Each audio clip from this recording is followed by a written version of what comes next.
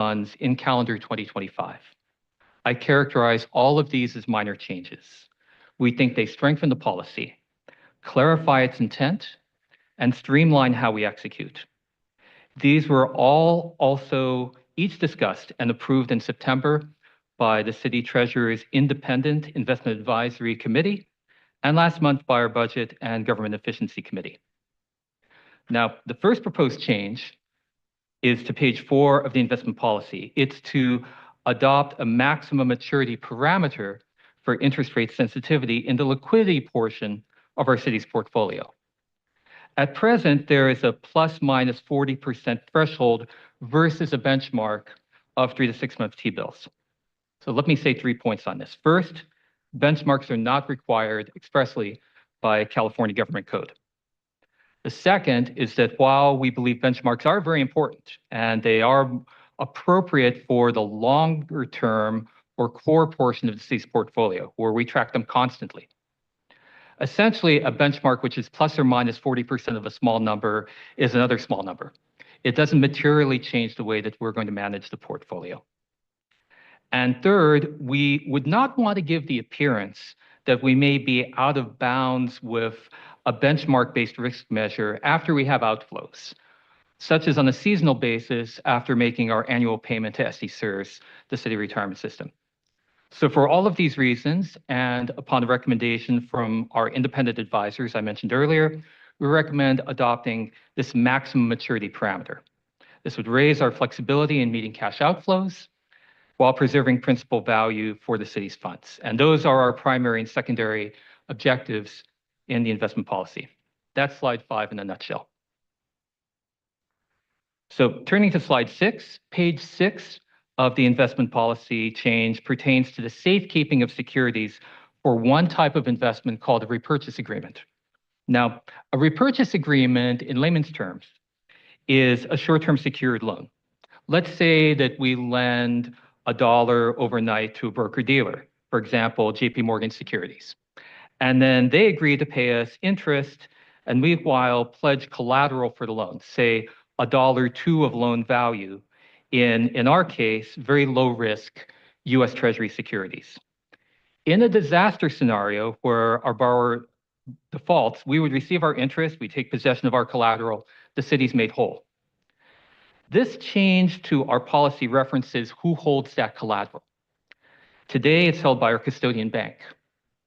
In 2025, the Federal Reserve is steering repurchase agreements or repo borrowers and lenders to exchange funds and collateral at a neutral or a centralized custodian or clearinghouse. This is a delayed outgrowth of reforms from the global financial crisis in 2008. Use of one centralized clearinghouse is called a tri-party form of settlement, and we think it accounts for about 20% of total repurchase agreements today. We also think it will become the majority of these types of contracts by the end of the decade. Because our investment policy allows common forms of security safekeeping, we could adopt this change unilaterally. However, we want to take the extra step of informing council and expressly reference this increasingly common form of safekeeping directly in the investment policy. So that's what slide 6 is about. Likewise, slide 7 is about clarifying via adopting a common standard. In this case, a third-party definition of what constitutes an ineligible investment in the energy industry. Now, there are about 10,000 companies worldwide that issue investment securities, and it's become an industry in itself to define what industry each of these companies operates within. There is, however, one defined market leader in making that determination used commonly in the financial services industry, and it's called the Global Industry Classification System, or GICS. It's used by Standard & Poor's and MSCI. It's the same taxonomy used for equity indices like the S&P 500 and the MSCI International Equity Index, and it's commonly used in debt markets by managers like us. Now, looking at page 8, you see an example of GICS or GIC codes for every major subcategory of energy company, between equipment companies, drillers, refiners, et cetera, of fossil fuels. There are about 2,400 such companies. And the right side of page 8 shows examples of these energy companies, and it's everyone you'd expect: Exxon, Chevron, Marathon, Phillips, et cetera, et cetera. Because these codes are well accepted, they're integrated into our trading and portfolio management system. If something's flagged as an energy company, won't buy it, full stop. Therefore, adopting a change to define energy companies by referencing their GICS codes eliminates any guesswork by city staff. It removes any potential confusion or subjectivity. So in conclusion, on slide 9, we believe that each of these 3 changes to the city's 2025 investment policy are minor, and we think they're common sense. They were vetted by and accepted with unanimous approval by the City Treasurer's Investment Advisory Committee on September 6th and by the Budget and Government Efficiency Committee here on October the 16th. We think they strengthen the policy. We think they clarify it. We think they align it with the California Government Code, with City Council intention with respect to energy investment prohibitions, and with accepted market standards. They reduce subjectivity, in our opinion. And therefore, on slide 9, we respectfully request adopting these 3 changes to the investment policy and authorizing the investment team and City Treasury to continue investing on behalf of the city and its citizens in calendar 2025. So thank you very much. And Manny and I would be happy now to answer any questions you might have. Thank you for the presentation. Clerk, do we have public comment on this item? Yes, we have one public speaker, Cesar Javier, if you can please come forward. We have 1 here in council chambers and 3 currently online. Please proceed. Cesar Javier, military veteran. I have no question about investments. I have a question. Why is the city doing this? We have revenues. Why should we invest it? We use it for our constituents, for the people. Why do we have to invest it with intent to get more money when we are only allowed 35% fluid money? Is that enough to sustain the needs of those victims of the flood, victims of the fire, victims of God acts? I'm sorry, but that is the truth. It does not serve in the delivery of public good. It seems that this is only for the haves. Why spend money for their salary when we have a simple budgeting? This is my money, Treasurer's Office. Hey, Council says you spend this for the flood victims. Give it. No memorandum of agreement. Simple rule, basic rule, as we do in the military. Sirs, ma'am. I am connecting the dots, Honorable Foster. I am connecting the dots, those who are given the act of God to be or to continue their work as councilors. Congratulations, those who won. It only means that you have to work harder and you are accountable for those things that you have committed. This service to the people of San Diego. Wake up those who are coming back. That's our challenge. That's our appeal. Be honest and wise. Thank you for that concluding remark. I've started the 5-minute timer. We're going to those participating remotely. Catherine Rhodes, if you can please unmute. Hello, this is Catherine Rhodes. Can you hear me? Yes, please proceed. Okay, great. So on page 3, I feel that you have some, there's just things I want to mention. You say that you have a 4-point-something% agreement. I'm looking for it right here. You said you have a 4.16 agreement, but when I do the 76.7 million divided by 2.130, I get 3.6% yield, not 4-point-something. So why is that? Somebody could ask that question. The other thing is, I want everybody to know that this right here is what I always call your fund balance. When I say you have hoarded money, hoarded away that could be used for projects and you're sitting on it doing nothing with it, and instead you're investing on it so you could get 3 point something percent interest on it. For example, in the low moderate income housing fund, there's $370 million sitting around doing nothing except being invested in this project right here.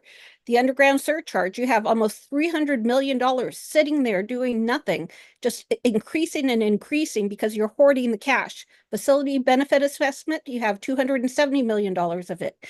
Developer impact fees, you have $206 million of it. Capital outlay, you have $114 million of it. So the whole point of this is that you have over $2 billion in cash sitting around that should be used for infrastructure projects immediately. So when people try to tell you you don't have enough money, and if you wish you could have money to have your project done, look into these fund balances right here. Instead of investing, just like the prior person said, instead of investing this money, you're supposed to actually be using this money. You're not doing us a favor by investing it when it should be, for example, the undergrounding. The undergrounding should be done to get people jobs. There are so many people that need jobs here, but we can't actually Thank you for spend that any concluding money. remark. Your time has concluded.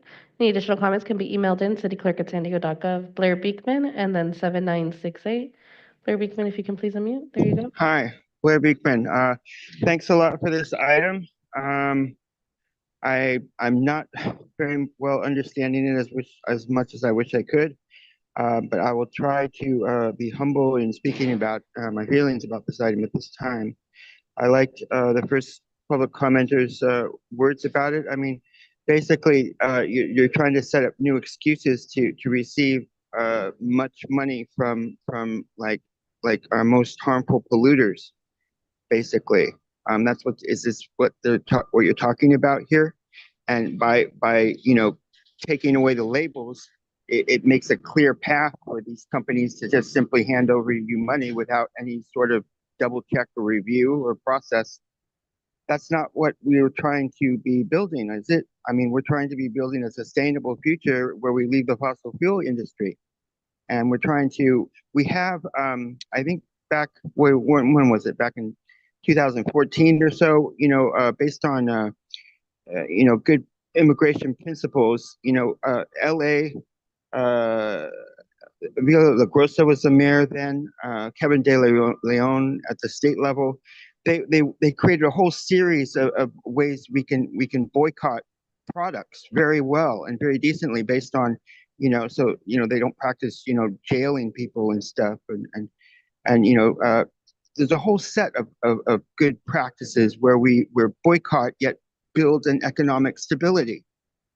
They're very well defined and codified, and you guys are talking here, I'm thinking possibly in really weird terms. I mean, we really should be talking about how we're ending the fossil fuel industry, and you guys are inventing new ways to duck and cover from it or with it. That's what I'm hearing. I hope this can be talked about, and we have budget issues, I understand.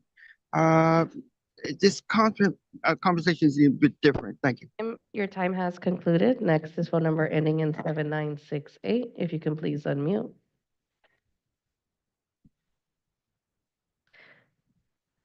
You are unmuted. Excuse me. Thank you. Lost my voice for a minute. Thank you, City Clerk Fuente.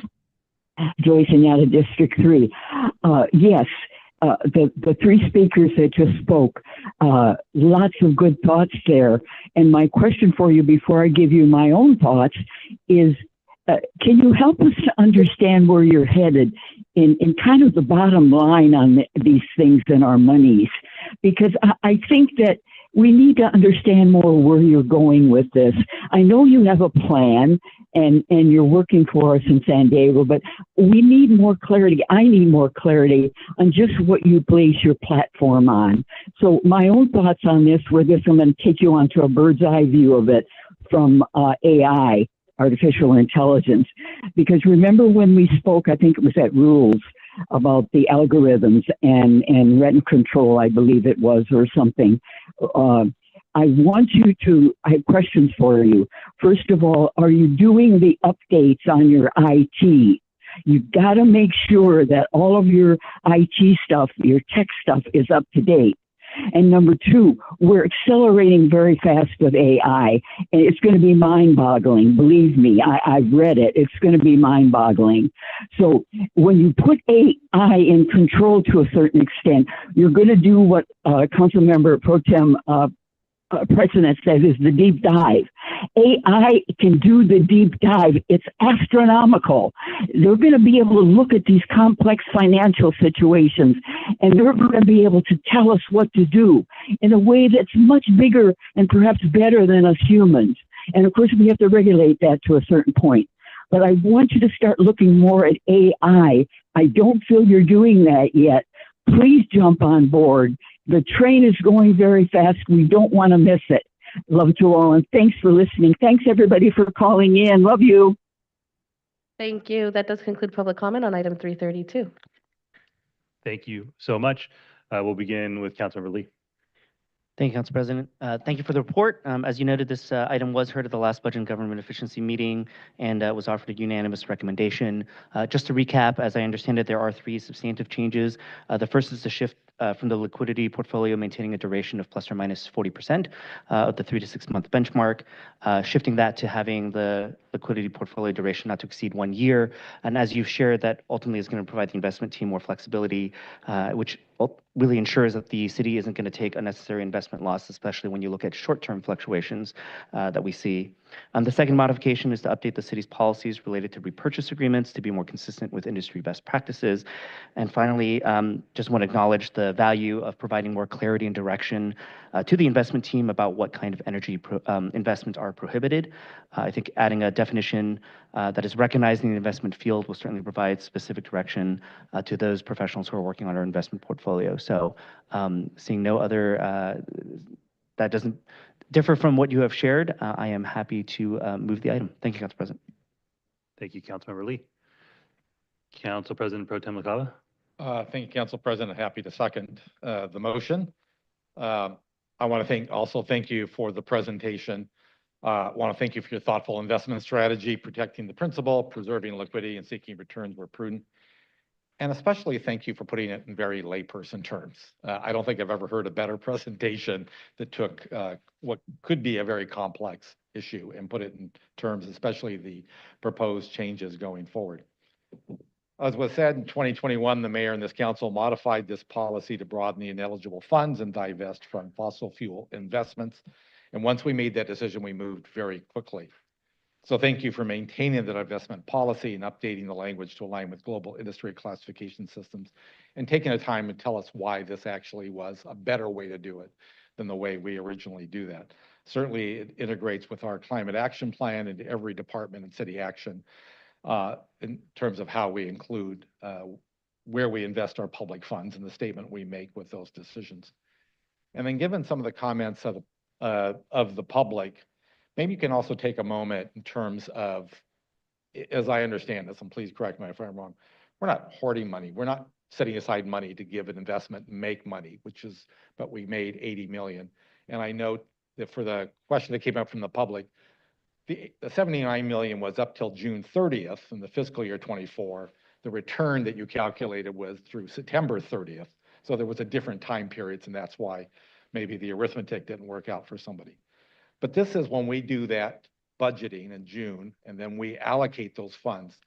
Those dollars are set aside, waiting for the time the bill comes due or the invoice comes and we have to pay them. Is that correct? Whether it's pension or infrastructure project, payments to salaries, that's where this money sits, and that's why liquidity is so important.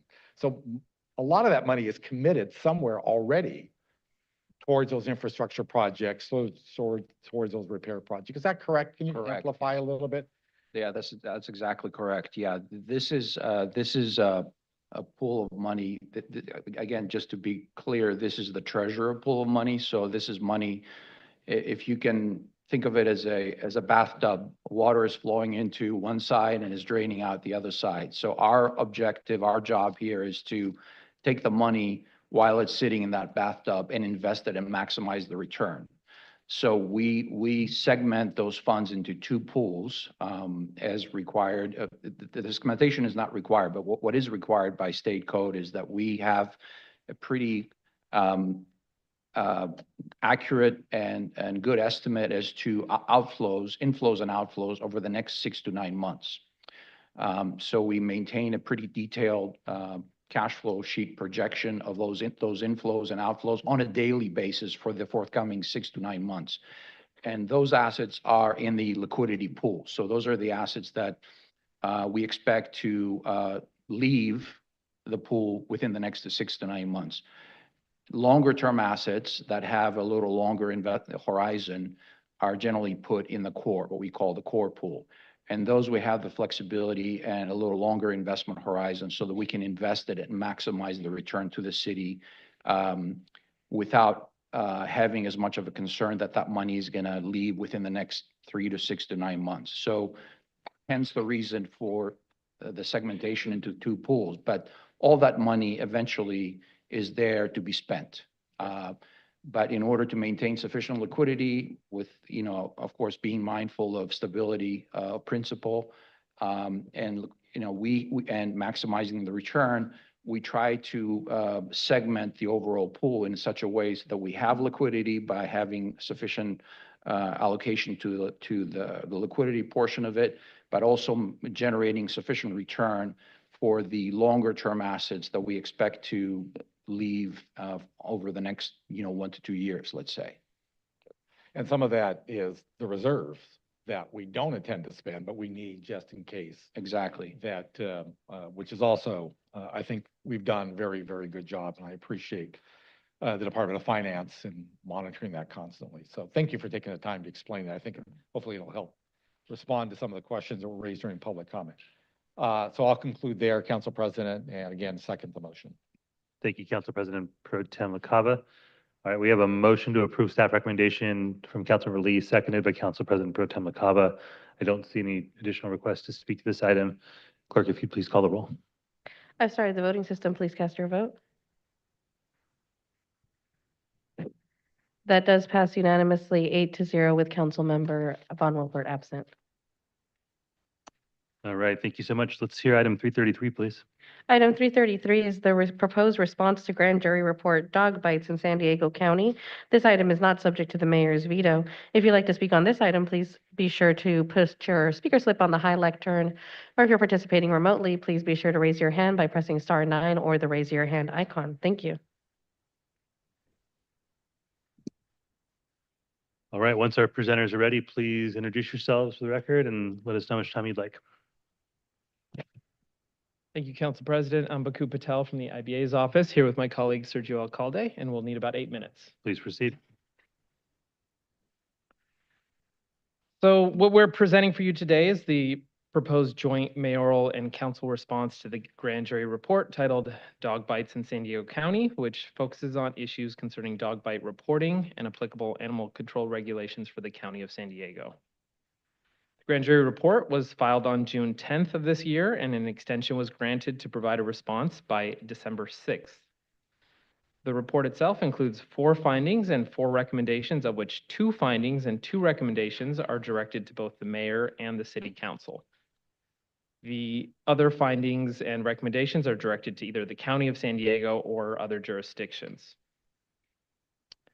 As mentioned, the proposed response is a joint mayoral and council response. However, as we note in the report, the council may choose to amend or change the response. And if you were to do that, the mayor would have the opportunity to decide if he agrees or disagrees. If there's disagreement, separate responses would need to be sent to the presiding judge. There were several departments that provided input on this response, which we'd like to thank, including the Compliance Department, Parks and Recreation Department, as well as the offices of the City Attorney and Mayor, all of which I understand are available today should you have any questions. Lastly, the proposed response was reviewed by the Public Safety Committee on October 16th and forwarded to the full City Council with no amendments. As a reminder, there are specific prescribed grand jury responses. So for each finding, you can either agree or disagree wholly or partially. And for each recommendation, the responses are either has been implemented, has not been implemented, but will be, requires further analysis, or will not be implemented because it is not warranted or it's not reasonable. With that, I'm going to turn the rest of the presentation over to Sergio, who's going to walk through each response. Thank you, Baku. I'll now be discussing the proposed responses. But before I do, I would like to note that I will only be summarizing the highlights of each response in this presentation. The full responses can be found in attachment 1 of our report. With that out of the way, the first finding directed to the city, finding 2, states that public information concerning fines for violations of dog control ordinances is not available for all interviewed jurisdictions. The proposed response is to disagree with this finding. Section 44.0300 of the San Diego Municipal Code adopts the San Diego County's Code of Regulatory Ordinances regarding dog control, for which there is public information regarding fines for violations of these ordinances available on the San Diego County Superior Court's website in the file titled Bail Schedule. The response also notes that the city's municipal code, section 12.0201, enumerates the maximum fines for any criminal misdemeanors and infractions. These amounts are consistent with the more specific information that's available in the Superior Court's bail schedule. The next finding, directed to the city, finding 3, states, providing the authorization to animal control officers to issue citations and fines would provide a method, short of a dangerous dog hearing, to incentivize owners to better control their dog's behavior. Again, the proposed response is to disagree with this finding. Animal control officers already have the authority to issue citations under Section 62.662 of the county's Code of Regulatory Ordinances and Section 44.0300 of the San Diego Municipal Code. Note that fines, on the other hand, can only be assessed by the Superior Court. Moving on to the first recommendation that's directed to the city, recommendation 2 states, interviewed cities and the County of San Diego should publicly post the fines associated with violations of ordinances concerning dogs. The proposed response is that the recommendation has been implemented. As noted in response to finding 2, public information regarding fines for the violation of these ordinances is already available on the Superior Court's website. Further, the city has made the same information available through a link that can be found on the city's Park and Recreation Department's website. The proposed response also notes that ultimately the Superior Court has the sole discretion with respect to the imposition and determination of fine amounts. The last recommendation directed to the city, recommendation 3, states, interviewed cities and the County of San Diego should develop regulations for a citation fine process for a citation and fine process for the violations of animal control ordinances, including when a dog bite is reported. And again, the proposed response is that this recommendation has been implemented.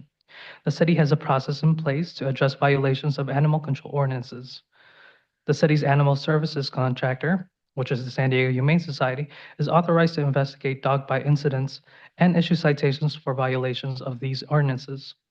As noted previously, violators are subject to fines imposed by the Superior Court. The requested action is to approve and adopt the proposed response as prepared by our office, and for the Council President, on behalf of the City Council, to execute and deliver the response to the presiding judge of the Superior Court by December 6th. Just to reiterate, if Council has any modifications to this proposed response, the Mayor would need to agree with those modifications in order for this to remain a joint mayoral and Council response.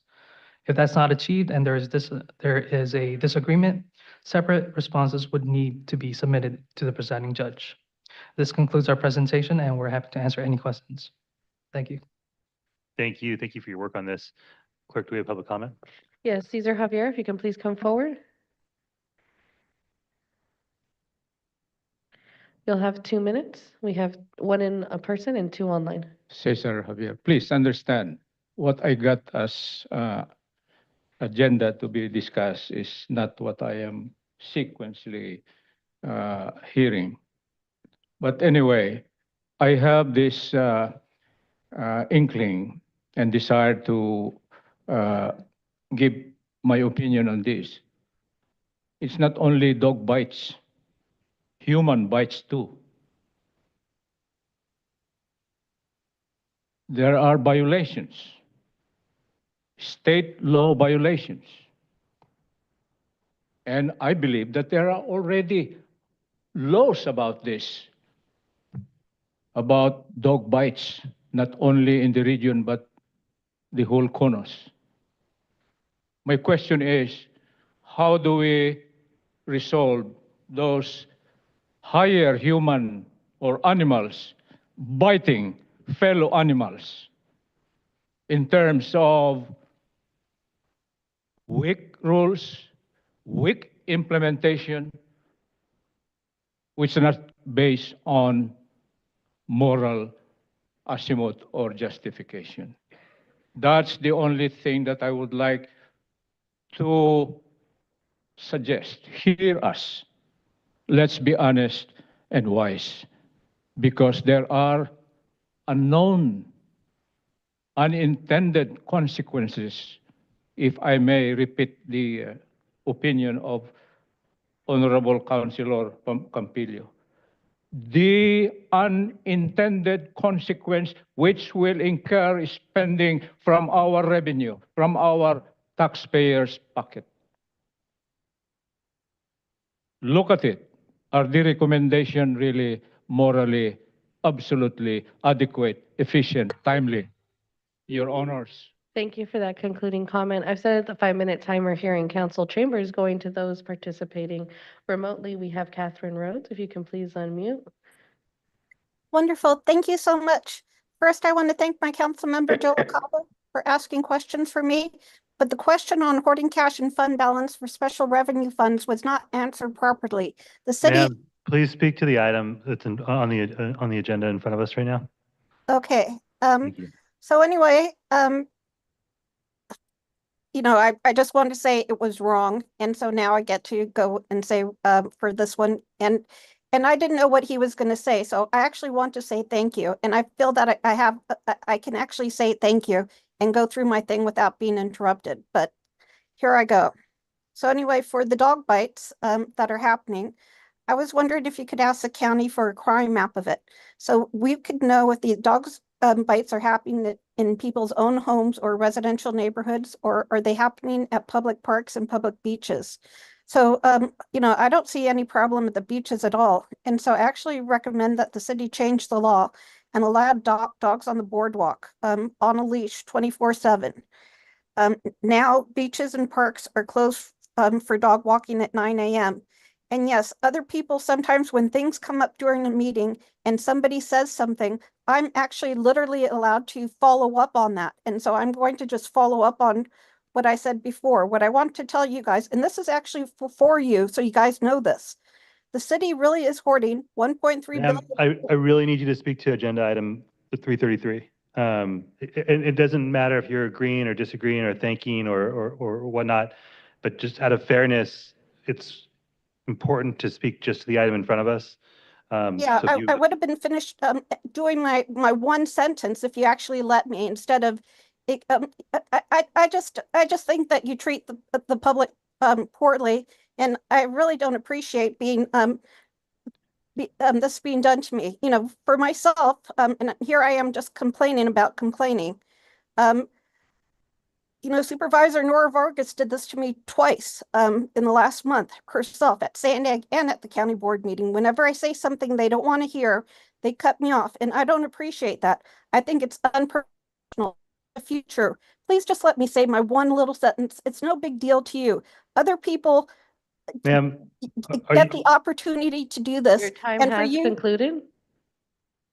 If you have additional comments, you can email those in cityclerk@sandiego.gov. Next is 7968. If you can please unmute.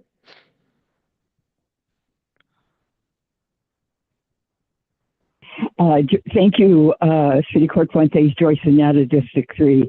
I think most of you know I live downtown. And I don't know what the count is, but I think dogs outnumber humans downtown. And I love all animals. I don't have an animal now. It's just too big a responsibility for me. But I love all animals, and I love dogs, cats, everything. But I want to tell you this. By the way, I think this is a great item. I think it needs to be vetted out, needs to be heard. I like the disagrees. I like the findings. If you want to modify it, I'll support you on that. But I want to speak to the population of dog owners. What I did is I researched how I am to behave with dogs. And I researched dog owners. And the whole philosophy of the relationship with people like me who love them and meet them on the sidewalks all day long. And you will learn some amazing things. So I highly recommend people that are getting bitten or whatever, or don't like dogs or whatever, do the research, do the deep dive that Council President Pro Tem talks about. Sometimes the deep dive is marvelous, and it really, really is needed. And this was really needed for me to understand how I could improve my relationships with animals out in my environment, practically all animals.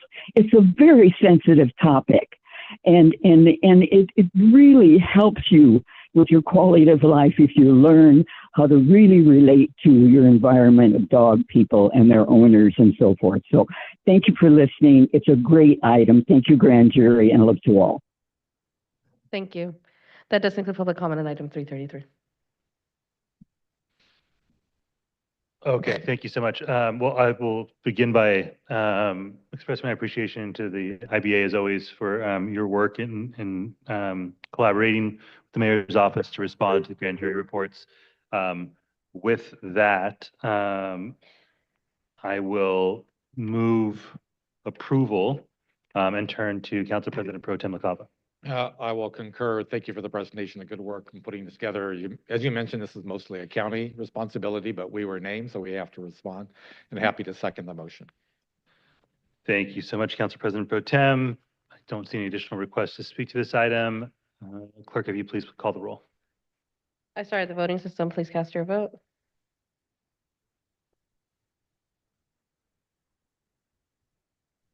That passes unanimously, 8-0, with Councilmember Von Wilpert absent.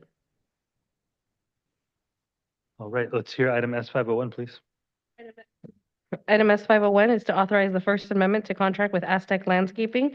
Request for proposal RFP number 100877194-20-G for landscape maintenance for the designated center medians, right-of-way in areas within the gas tax program. Sub-item A requires 6 votes pursuant to Charter Section 99. If you'd like to speak to this item, please be sure to raise your hand by pressing *9 or the raise your hand icon, or submit your speaker slip at the high lectern. Thank you, Council President. Thank you. All right, once our presenter is ready, please introduce yourself for the record and let us know how much time you'd like for this presentation.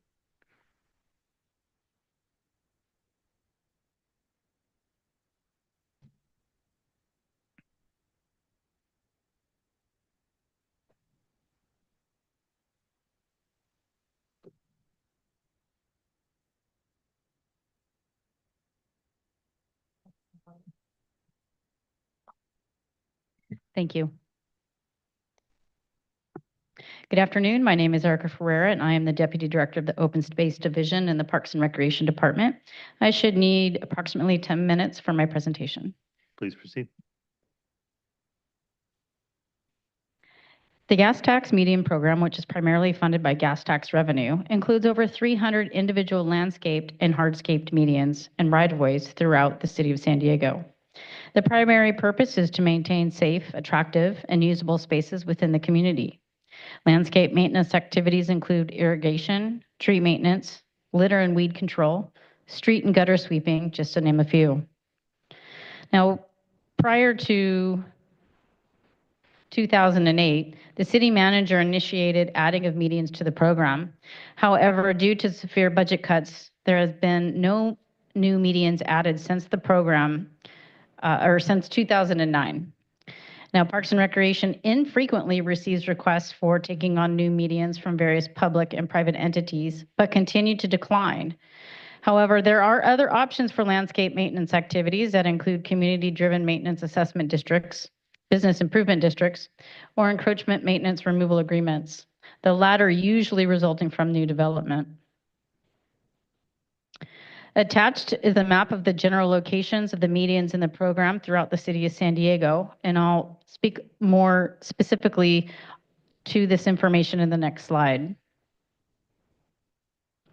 Now, with the exception of Council District 5, each council district has either medians and/or right-of-ways within our program, and this list generally identifies the numbers of medians and right-of-ways within our current program. This year, the Parks and Recreation Department began the process of developing a new request for proposal as the current contract expires February 10th of 2025. The current RFP is for a one-year contract with 4 one-year options for renewal for a total of 5 years. This will require City Council approval as it will exceed the $3 million threshold. We initiated final review of with the city attorney and purchasing and contracts department in May of this year, and the RFP was released on October 15th with submissions due September 20th. During the RFP posting, we made multiple amendments and extended the deadline to address contractors' questions as part of this process. However, with guidance from our city attorney, Parks and Recreation canceled the RFP process due to a missing schedule of tasks, which did not allow for the correct completion of the pricing schedule by prospective bidders. The benefit to pulling the RFP provided the opportunity to correct the missing schedule of tasks, add additional medians, and ensure the process was fair for the bidders, which reduced the risks of protest. We anticipate the new RFP will be released mid-November, with responses due no later than the end of the calendar year. Now, through this new RFP process, we have included new areas in Council's Districts 2, 3, 4, and 9.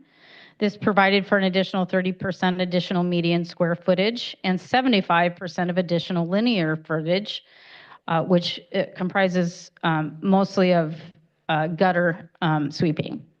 And most recently, we added the Uptown Bikeway as part of Sandag's ongoing stormwater street improvement areas.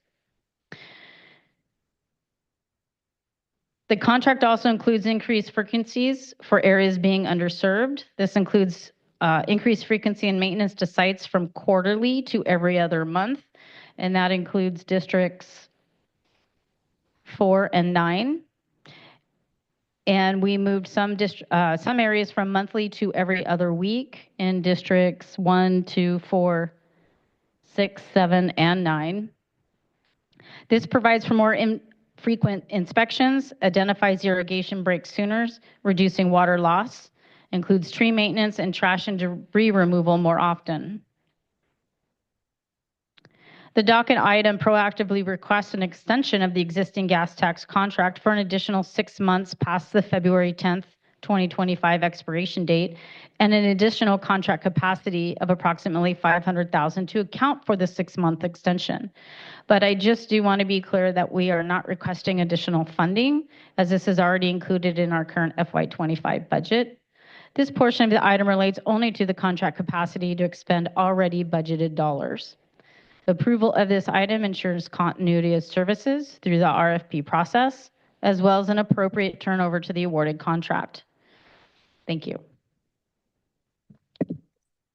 Thank you. Let's hear public comment, please. Hold on, Gil? Sorry, can you get that speaker slip? I just want to make sure it's not for this item. There's a speaker slip at the black. My apologies, council members. It just got put in. Yeah, good. Cesar Javier, if you can please come forward.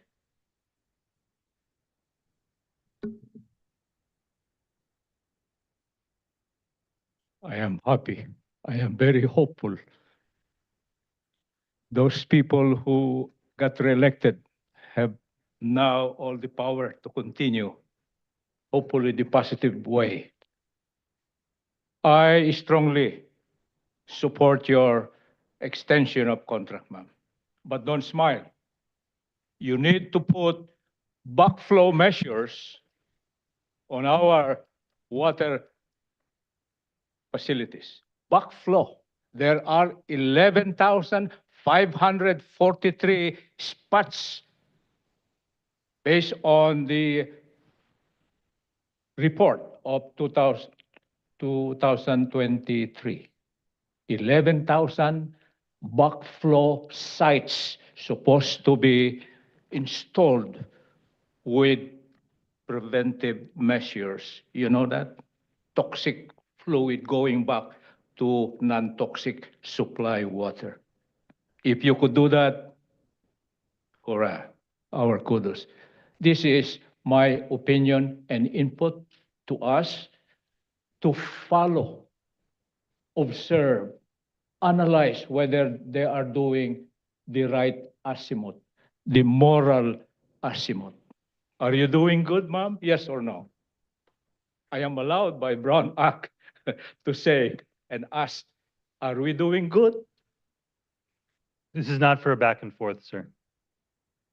Thank you. That is my opinion because public delivery of public good must be adequate, not only adequate, but first available, and must be delivered timely, and must answer your mission adequately, effectively, and efficiently. Are you doing good, ma'am? Yes or no? That's my opinion. Thank you. I'm starting the 5-minute timer here in council chambers. Going to those participating remotely, we currently have 4 people with their hands raised. Kathleen Lippett, if you can please unmute. No, my apologies. I was planning to speak to the last item on the agenda, 334. Okay, Sorry. thank you. 7968, if you'd like to unmute. 7968 on the gas tax. Thank you, City Clerk Fuentes. Joycing out of District 3. I spent a little bit of extra time looking at the backup on this item, and mostly I was looking at the EOC and the workforce report and those things. And so I wanted to present this to you and then a couple of other things. You know, it's very interesting. I'm starting to look at these contracts more and more. Equality and equity. It's really kind of a complicated ministerial thing, because here we have 361 employees, 355 of them are Hispanic and Latino, 302 are male, 53 are female, 3 whites and 3 blacks.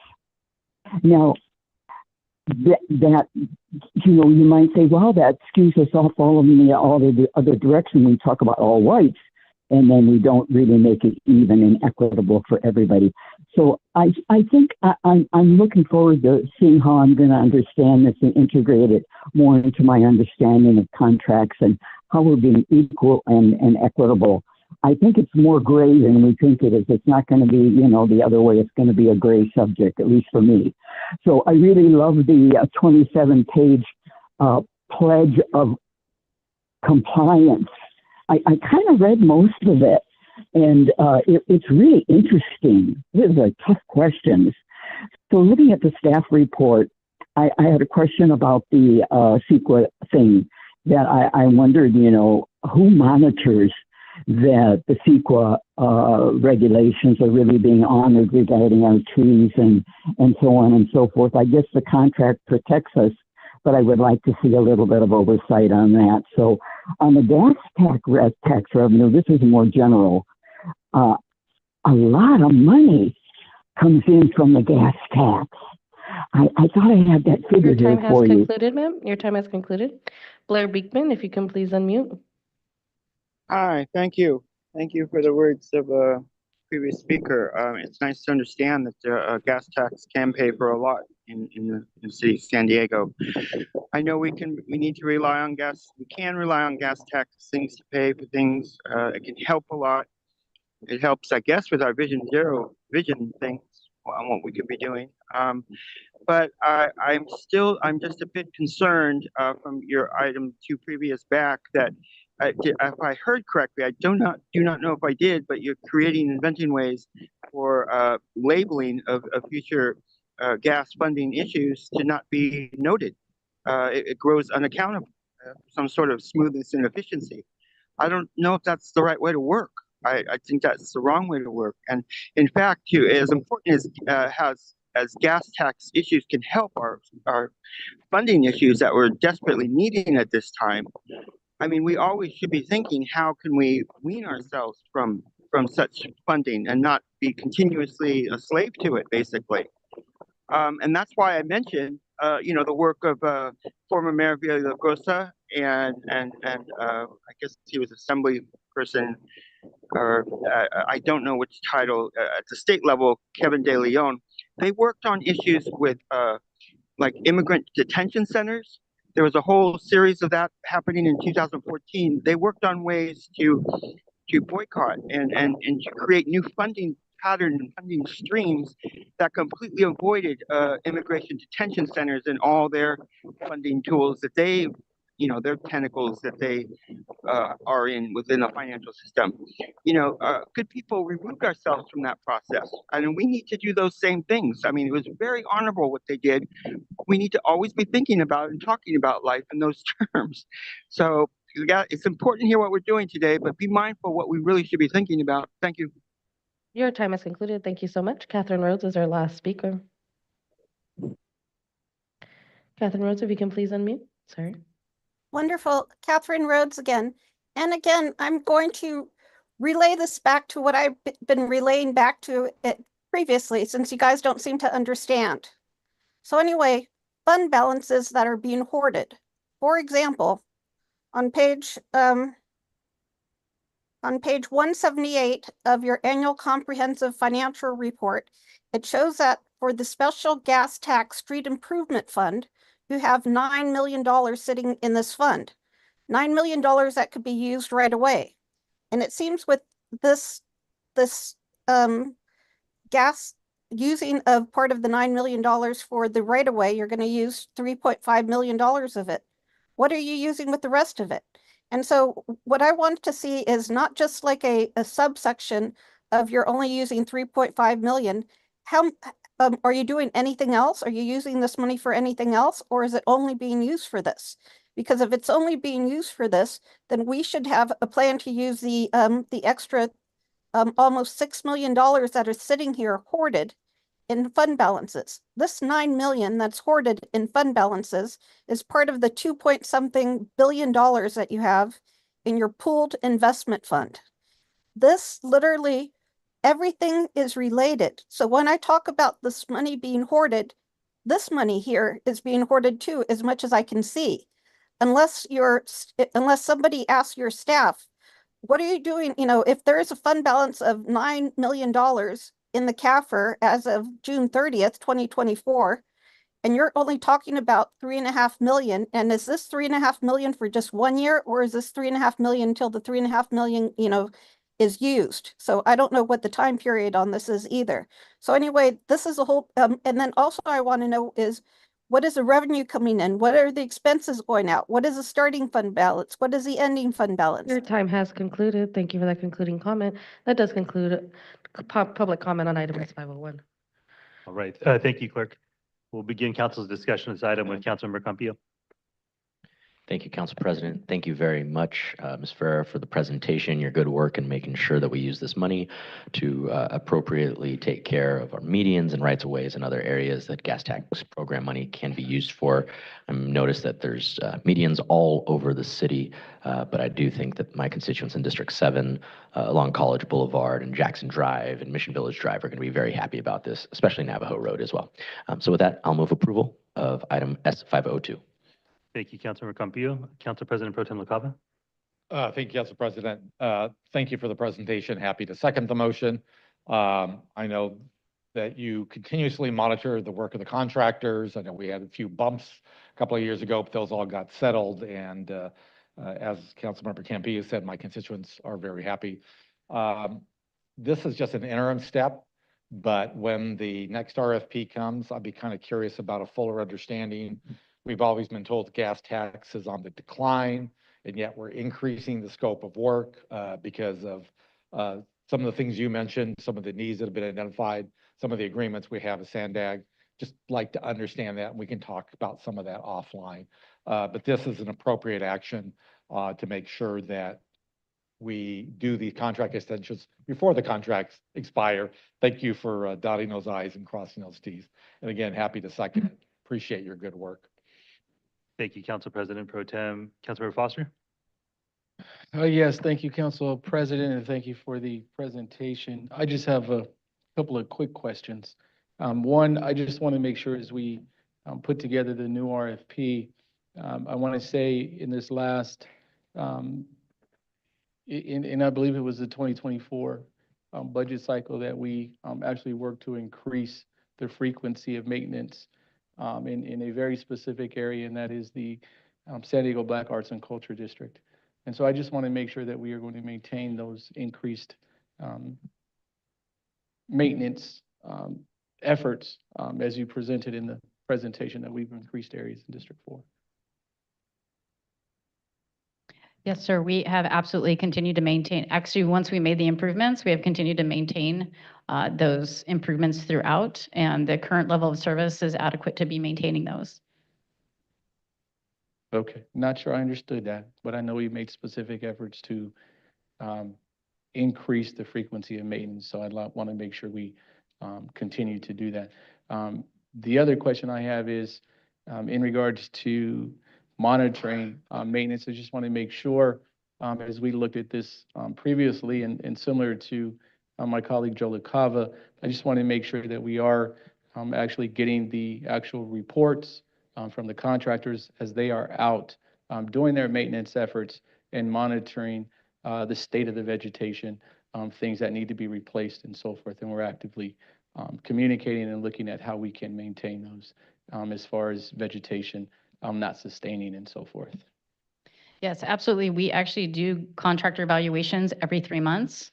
So we fill out those forms provided by purchasing and contracts. We then meet personally with the supervisors within the administration of the for the contractors. We go over that with them. They get a copy, and a copy also goes to purchasing and contracts. So staff does make sure that they are up on those quarterly evals, holding those, if there's any issues, holding them accountable and then making sure that they're being corrected. Okay, very good. I believe the way the original contract read when I went through it at the time, it's as they are going out and doing their monthly or bi-monthly maintenance efforts, they are supposed to provide a report indicating if a tree has died or a certain planting has died and needs to be replaced, that all of that is documented as they are going out and providing the services. So just want to make sure we're continuing that. Also, in regards to the Black Arts and Culture District on Imperial Avenue, we've had a significant pipeline project going on there for quite some time, over numerous years. And a little disappointed with how the contractor handles certain laydown areas and things that they are placing in the medians and literally destroying our vegetation and so forth. So I just want to make sure we are also keeping up on that as the contractors are completing their work, and we're going to go back and ensure that they take care of the damages and things that they have done as they set their steel plates and certain other pieces of equipment, pipes and so forth, that's damaging the vegetation, that we are going to get that back in place in the condition that it should be in as we continue to move forward. Yes, sir. We will actually work very closely with the resident engineer who oversees that project to make sure that it is returned to its original state. All right. Thank you so much. That concludes my questions and comments. Thank you, Councilmember Foster. Thank you for the presentation here. I am curious. Actually, I'll just put it forward in this way. Councilmember Campillo, would you be open to us adding a fourth part of this in requesting that staff do a cost feasibility analysis of in-housing this work so that when the RFP does come to us, we can compare it to what it would look like to have city employees do this work on the medians? Yeah, can you just restate that again, Council President? Yeah, I think it would be a fourth. So there's 3 requested actions here. It'd be adding a fourth, which would be a request staff conduct a cost and feasibility analysis of in-housing landscape maintenance for the designated center medians, rights of way, and areas within the gas tax program. I don't see the problem with that. I think that you should probably ask the IBA if they have anything to say about that. These feasibility studies tend to be pretty extensive on their own, so I'm just wondering if staff has capacity, contract availability to be able to do that. I definitely see the virtue of that, Council President. I just want to know if staff is able to and capable of doing that.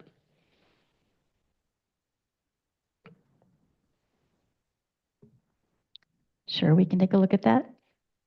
Yeah, I guess feasibility study can have a number of different meetings.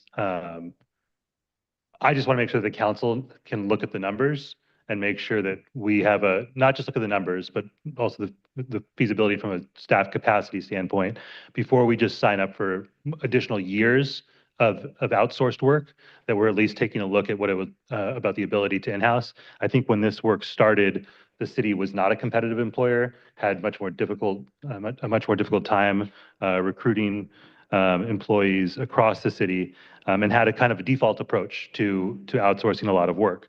In this case, I think, again, we've done a lot to make sure that the city is a more competitive employer, and I want to make sure that we're stopping and pausing and thinking about when city employees can do work before we default to the old way of doing things in terms of having that work outsourced. Understood. Quick question for staff. How many people does Aztec Landscaping use to effectuate this contract? So right now we have 3 crews of 4, so that's 12, and then 3 supervisors within site supervisors, 2 site supervisors and a lead. So it's 15, and then the administrative staff behind all the billing and payroll, which is probably 2 back in their office. So we had 17. 17, and how much equipment, fleet, resources do they have to use in that?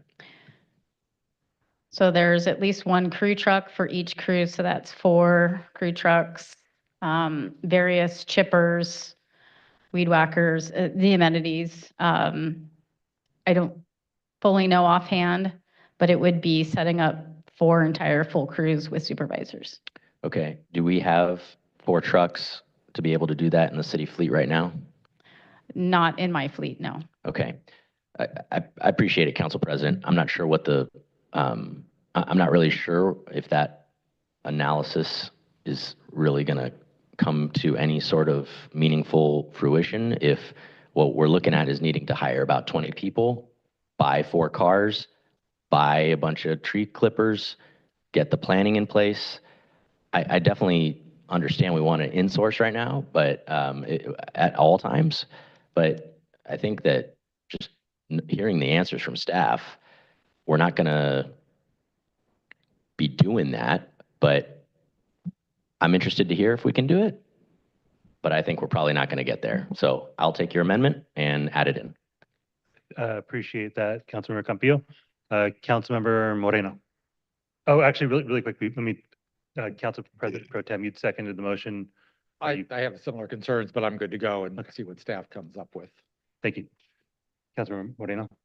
I wasn't planning on speaking, and obviously I'm supportive of the action here before us today, but I want to thank you, Council President, for us just to take a gander, take a look. I think anytime that we can insource is a good day. Anytime we could add local 127 members, which they would be, is a good day. How much is this costing us compared to how much it would cost us? I often say this, and even with the work that is being done here, the intellectual property that we literally give away every single day with our contracts is immense. So I would also like to see that study or whatever we're calling it. So I will be supportive of this action before us today. Thank you, Councilmember Moreno. So we've got a motion on the floor and a second amended with a 4th requested action to conduct a cost and feasibility analysis of in-housing landscape maintenance for the designated center medians, rights of way, and areas within the gas tax program. I don't see any additional requests to speak to this item. I want to make sure the clerk, you've got a sound recording of the action in front of us. All right, if you please call the roll. Please cast your vote, and that passes unanimously 8-0 with Councilmember Von Wilpert absent. All right, thank you so much, clerk. Let's move to item 334, please. Item 334 is the Cloudward Development Project Number PRJ-0693289, Appeal of Environmental Determination. This item is not subject to the mayor's veto. If you are here in council chambers, please be sure to submit your speaker slip to the high lectern. If you are participating remotely, please be sure to raise your hand by pressing *9 or the raise your hand icon. Thank you. All right, once our presenters are ready, if you'd please introduce yourselves for the record and let us know how much time you'd like for your presentation. I'll remind public commenters about this again. We're going to request that all of our public commenters speak from this microphone over here. So that'll be the only microphone that we'll be using. And our presenters, once again, once you're ready, go ahead and introduce yourselves and let us know how much time you'd like.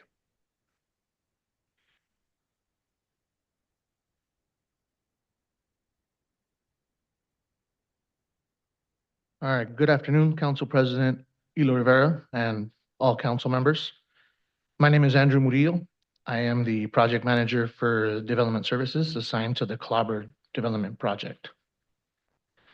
The item before you is an appeal of the environmental determination for the Clobber development.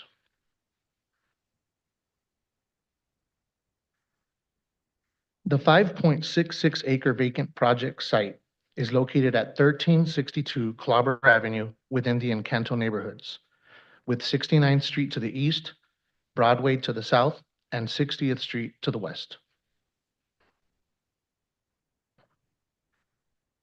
The project scope includes a tentative map, neighborhood development permit, and site development permit for the subdivision of a project site into 25 lots for the development of 25 single-story, single-dwelling units and 2 private drives. It is within the Encanto Neighborhoods Community Plan, which has designated the project site as residential very low. Please note that the action before the City Council is an appeal of the California Environmental Quality Act determination only and not the proposed project.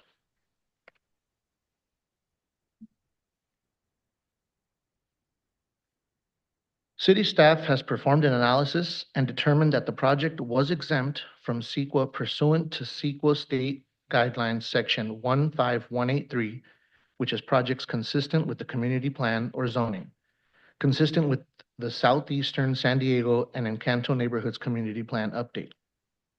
Once the environmental determination was made, a notice of right to appeal, or NORA, was posted on June 13th, 2024. Some procedural questions arose related to this matter, which I will cover briefly here. In order for an appeal to be valid, it must include an application and payment. On June 25th, 2024, the Chollas Valley Community Planning Group, aka the CPG, submitted an appeal application via email. On June 28th, 2024, an appeal fee payment was sent via U.S. mail. When DSD was informed of the payment, staff assumed it was payment for the CPG's application. Staff scheduled a hearing for September 17th, 2024. However, on the date of the appeal hearing, DSD was informed that there had been a separate appeal application submitted by Melanie Gray. At that time, staff requested that the project be returned to DSD so that we could properly evaluate all concerns expressed by the public to ensure that every appeal issue was presented and heard. Upon review, DSD determined that the payment received was associated not with the CPG's application, but with Ms. Gray's application. And for that reason, it is Ms. Gray's appeal that was determined valid and is the subject of the item before you today. It is worth noting, however, that the reasons for appeal from both applications were virtually identical. Thank you for allowing staff the time to thoroughly review the appeal issues and verify all appeals. During this time, staff also performed additional analysis as to the environmental determination. This further analysis concluded that the project's density exceeds the community plan density for the site by 2 dwelling units. Based on this updated analysis, staff is in agreement with the appellant and recommends council uphold the appeal.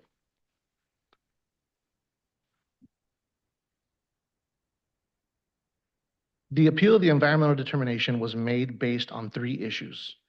Issue number 1 claims that the project that the proposed project would exceed the density limitations allowed for the zone. While the proposed project, density conforms with the applicable zoning regulations, staff agrees that it exceeds the community plan density for the site by 2 dwelling units. Based on this updated analysis, staff agrees with the appellant on this appeal issue. Issue number two claims inconsistency with the community plan regarding maintaining neighborhood characteristics. Staff has acknowledged that the project as proposed is not consistent with the residential density established in the community plan. While the proposed project's density conforms with applicable zoning regulations, staff agrees that it exceeds the community plan density for the site by 2 dwelling units. Based on this updated analysis, staff agrees with the appellant on this appeal issue as well. Appeal issue number 3 claims that the Choyas Valley Community Planning Group was not notified of the project. Staff's response is that the city followed all noticing requirements of the San Diego Municipal Code. The notice of application for this project was distributed on May 18th, 2022, according to the procedures in the Municipal Code. The Notice of Right to Appeal, or NORA, was distributed to Council District 4 and the Choyas Valley Community Planning Group, according to the procedures in the Municipal Code. Additionally, on April 27th, 2022, an assessment letter was emailed to Mary Young, who was the interim chair of the group at that time. Staff does not agree that issue 3 is a valid basis for appeal.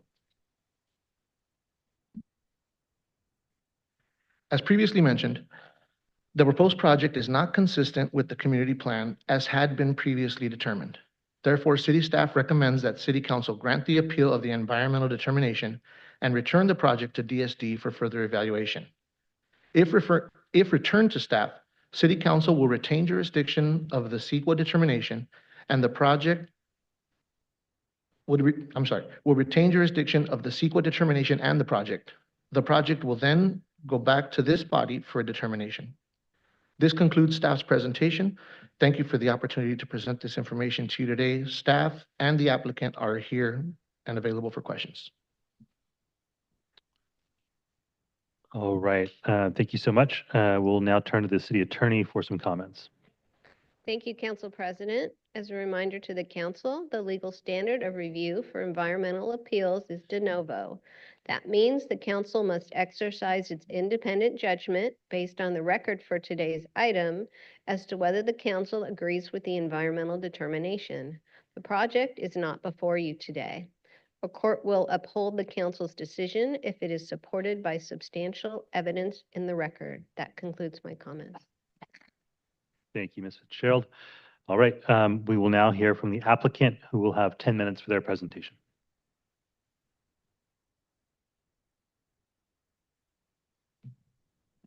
The appellant, It'll be the appellant next. We just want to make sure that the applicant there's no presentation from the applicant, correct?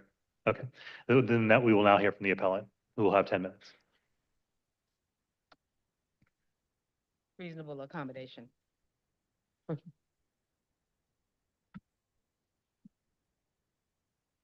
I'm Andrea Heteru, Chair of Choice Valley Community Planning Group, and also speaking on behalf of Appellant Melanie Gray. All letters and published comments by city officials and bodies with official recognition by the City of San Diego referenced in this presentation are entered into the record. Given the invalidity of footnote 7, our goal here today is to stop environmental determinations and development which are based on it. This footnote is located in San Diego Municipal Code, Chapter 13, Section 131-0431, Table 13104D.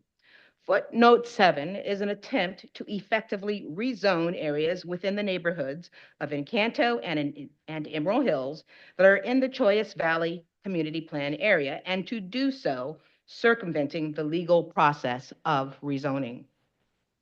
This illegal footnote transforms these areas from being zoned as the second least dense in the city to the densest.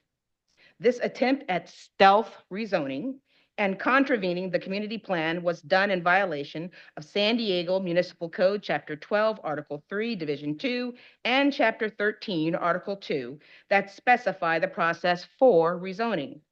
These rezoning requirements are further set forth In Information Bulletin 517 dated July 2020.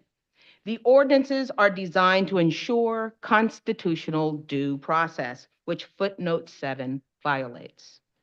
Further, the attempted rezoning in the guise of a minor zoning modification is invalid because it violates California Government Code Section 6580, prohibiting zoning from being changed from that specifically stated in the community plan. Footnote 7 was inserted into the municipal code in 2020 and amended in 2022.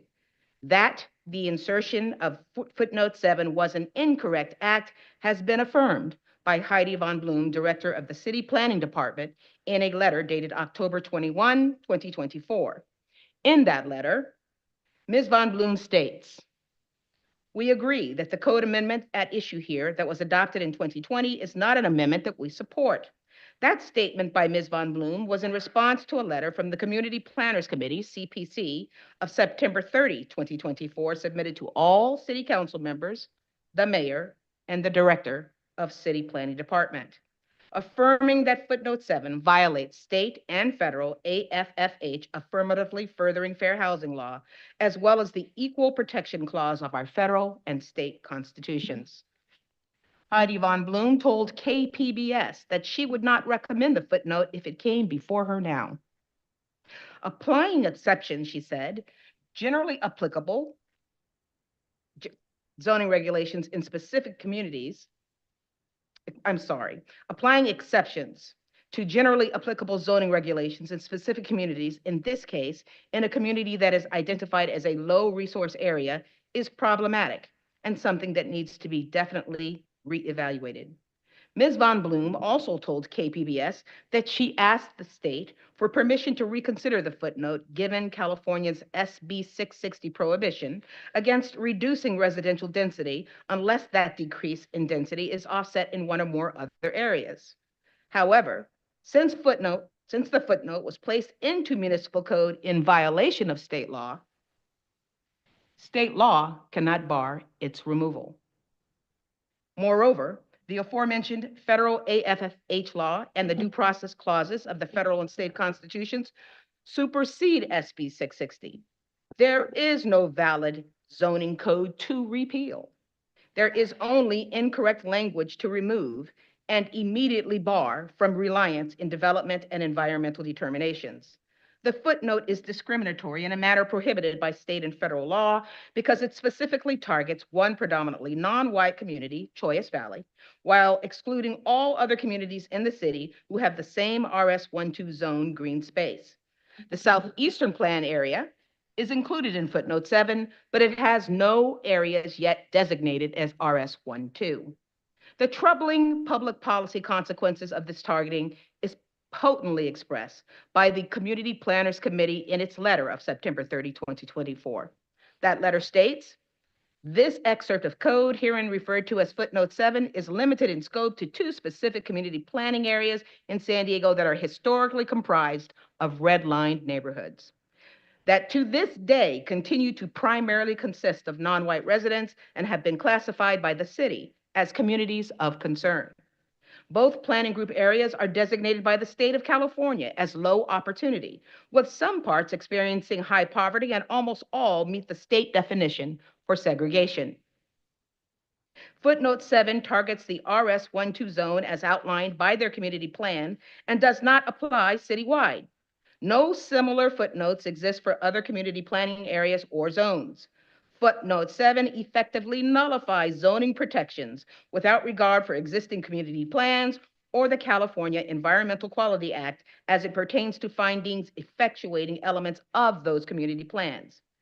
There is more than reasonable cause to believe that footnote 7 is an act of intentional racial targeting in violation of the equal protection clauses of the Constitutions of the United States of America and the state of California, prohibitions against racial discrimination in United States Title 8, AFFH mandates within Title 8, and the state of California's AB 686 law.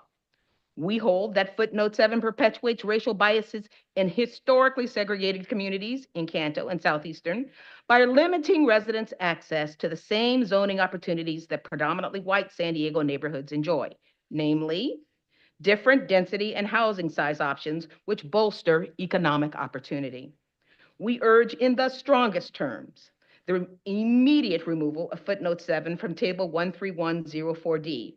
All projects seeking to use footnote 7 should be put on pause until a determination can be made as to whether this violates Title 8.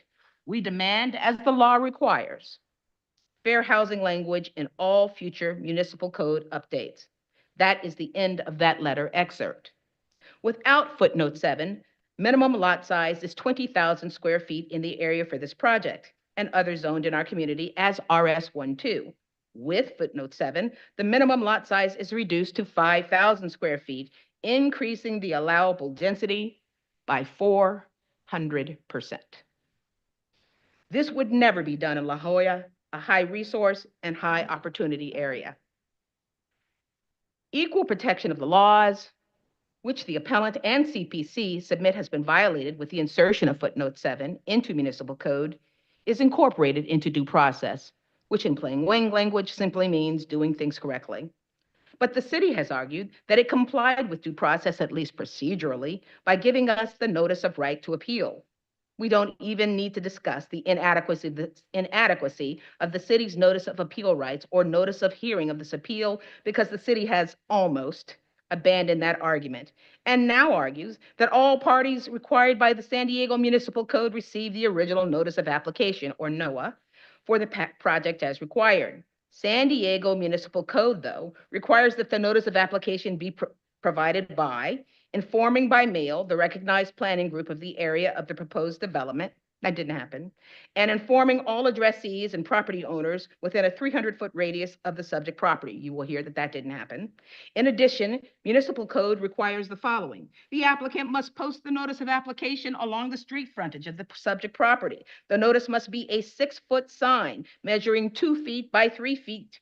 The notice must remain in place until the expiration of any appeal period set forth in the Land Development Code following the decision by the city.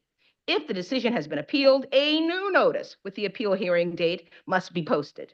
Subsection B of Section 11.0304 of Municipal Code also requires that the applicant verify in writing on a form prescribed by the city that the notice has been posted in accordance with this section within 5 business days of the date on which the applicant received notice from the city.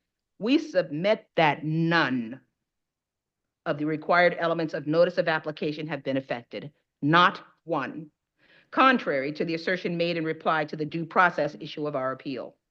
For all of the foregoing reasons, we submit that the appeal of the environmental determination of this project should be upheld and that staff and offices of council and the mayor review it without reliance on the invalid and now infamous footnote 7, so that the number of homes that can be placed on the proposed site is no more than 12. We request that council upholds the appeal, but does so on the basis of the invalidity of any measure of density or authorized density that is not in the Choice Valley Community Plan. Council and the mayor should direct staff to give no recommendation of density based on the metric of dwelling units per acre, as several residential zones could apply to that metric. Council should direct staff to evaluate this in all projects that are designated as R12 zoning with a density consistent with 20,000 square foot lot sizes and all other elements associated with R12 zoning. All environmental and development determinations that rely on footnote 7 should stop immediately. That concludes my presentation.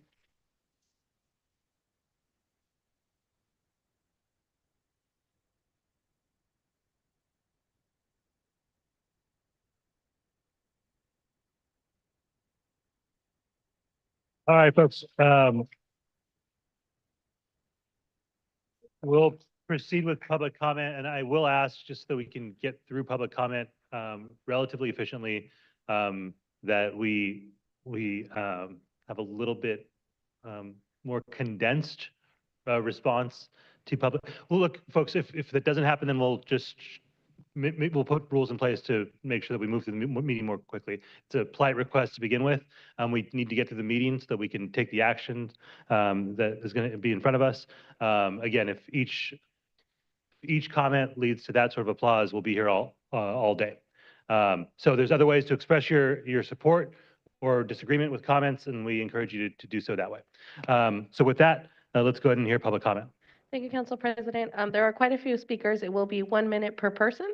And then there are several people that have ceded time. We're starting with Cesar Javier. If you can please come forward. As a reminder, we'll be speaking from this microphone here. Thank you. And then if I can ask the following individuals to please come forward to the yellow reserve seats.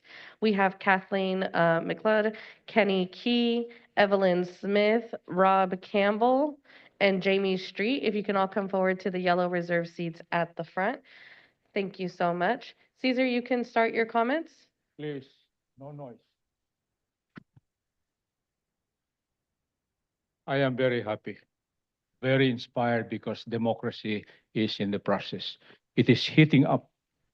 And that's the accountability of those who are coming back to serve the people. Thank you for your presentation, sir, and the appellant group. My opinion is this. We should understand the tenets of SECA, California Environmental Quality Act, enacted, put into law, 1970. I hope our representative to the Air Pollution Control District governing body knows it to his heart, because we are participating in the workshop for the implementation of the proposed SECA at the level of local, particularly region and the city. I hope we have this. For your The concluding solution comment. is this. Thank I you for your disagree with your concluding comment. Your time has concluded, sir. You do need to vacate the Sir, microphone. that's enough. Thank you. Kathleen, you have people ceding you time. Kalada Salam Aleji, if you please raise your hand. Thank you so much. Either of those, yeah, just from Yeah, right there. that space right there. Ma'am, if you can actually go to the bigger mic, we can't hear you there. Good afternoon, Council Member Foster and other council members. I'm Kathleen McLeod and have lived within a block of the Clobber development for over 30 years. I served on the community planning group for a decade and later participated in the 2015 update of our community plan. The 2015 program EIR was based on no increase to the number of 9,000 single-family units already built at that time. Since then, ADU incentives of 3 households per lot, no minimum lot size, and units as small as 150 square feet allow 18,000 potential households to be added throughout the planning area. Footnote 7 adds thousands more. These changes render the program EIR obsolete for a community already deficient in infrastructure. I support the recommendation to grant the appeal. This project is not exempt. The exemption is based upon the program EIR that was done almost 10 years ago, and the following elements need to be given an updated evaluation and consideration: land use, transportation, air quality, noise, biological resources, water quality, hydrology, especially since last year's flood, historical resources, geology, and paleontology. The project exceeds the 0 to 4 dwelling units per acre for which it's been zoned, and the owner knew it when it several years ago, and it should have been transferred in when it was resold. It was at a minimum of 20,000 square feet or 12 lots, and now taking it to 5,000 because of the illegally approved footnote 7. The project is not consistent with the community plan, preserving existing single-family large lots developments. Thank you for that concluding Thank you, comment. and I urge you to. Thank you for that concluding comment. Kenny?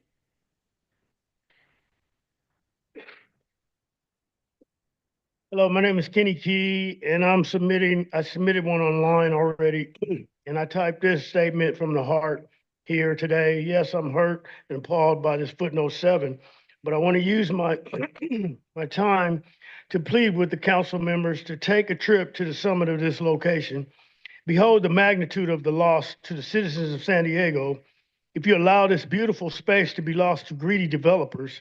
It's always been private, so no one knows what we're about to lose for a few $1 million homeowners. The views from this historic radio tower property is nothing short of breathtaking. It's centrally located in the heart of San Diego. It has a 360-degree view that rivals views from Mount Helix, Mount Soledad, and Point Loma. Imagine the backlash if you dropped a footnote 7 in the community surrounding Mount Soledad and allowing for a bunch of tiny homes to be put there. How about dropping in a footnote in Del Mar or Thank Rancho you for Santa that Fe? concluding comment, sir. Imagine the pushback you would get. Thank you so much for that concluding comment. Evelyn Smith? Council President and Councilmember Foster, I'm here before you today. I represent the Town Council of Emerald Hills. I'm asking you to be considerate and remove footnote 7. Emerald Hills is a community that's already overwhelmed. And the developer has spoke before us 3 times. And every time he given us a different version. We don't know what they're going to put there, what he's going to do. Our school is not equipped to accommodate new students. The park is not equipped for new residents. Emerald Hill Park has not had anything done to it since it was built in the 60s. We are just not, we don't have any resources. We don't have meeting places. And I have been council chair for 10 years. Thank you for that concluding remark. Rob Campbell? Rob Campbell, you have quite a few people that have ceded you time. If they can please raise their hand. Sir, you need to be speaking from that other lectern. You can speak at the higher one there. I'm going to be calling the people's names. If they can please raise their hand. It is a maximum of 15 minutes per 15 minutes per organized presentation. Jose Sandoval, please raise your hand. Marge Worgid, my apologies for not pronouncing. Keith Message, thank you. Marisol Campbell. Mary Yonel, Mary Young, okay. Victoria Laberza, Bill Crooks, James Melly, Diane Davis, thank you.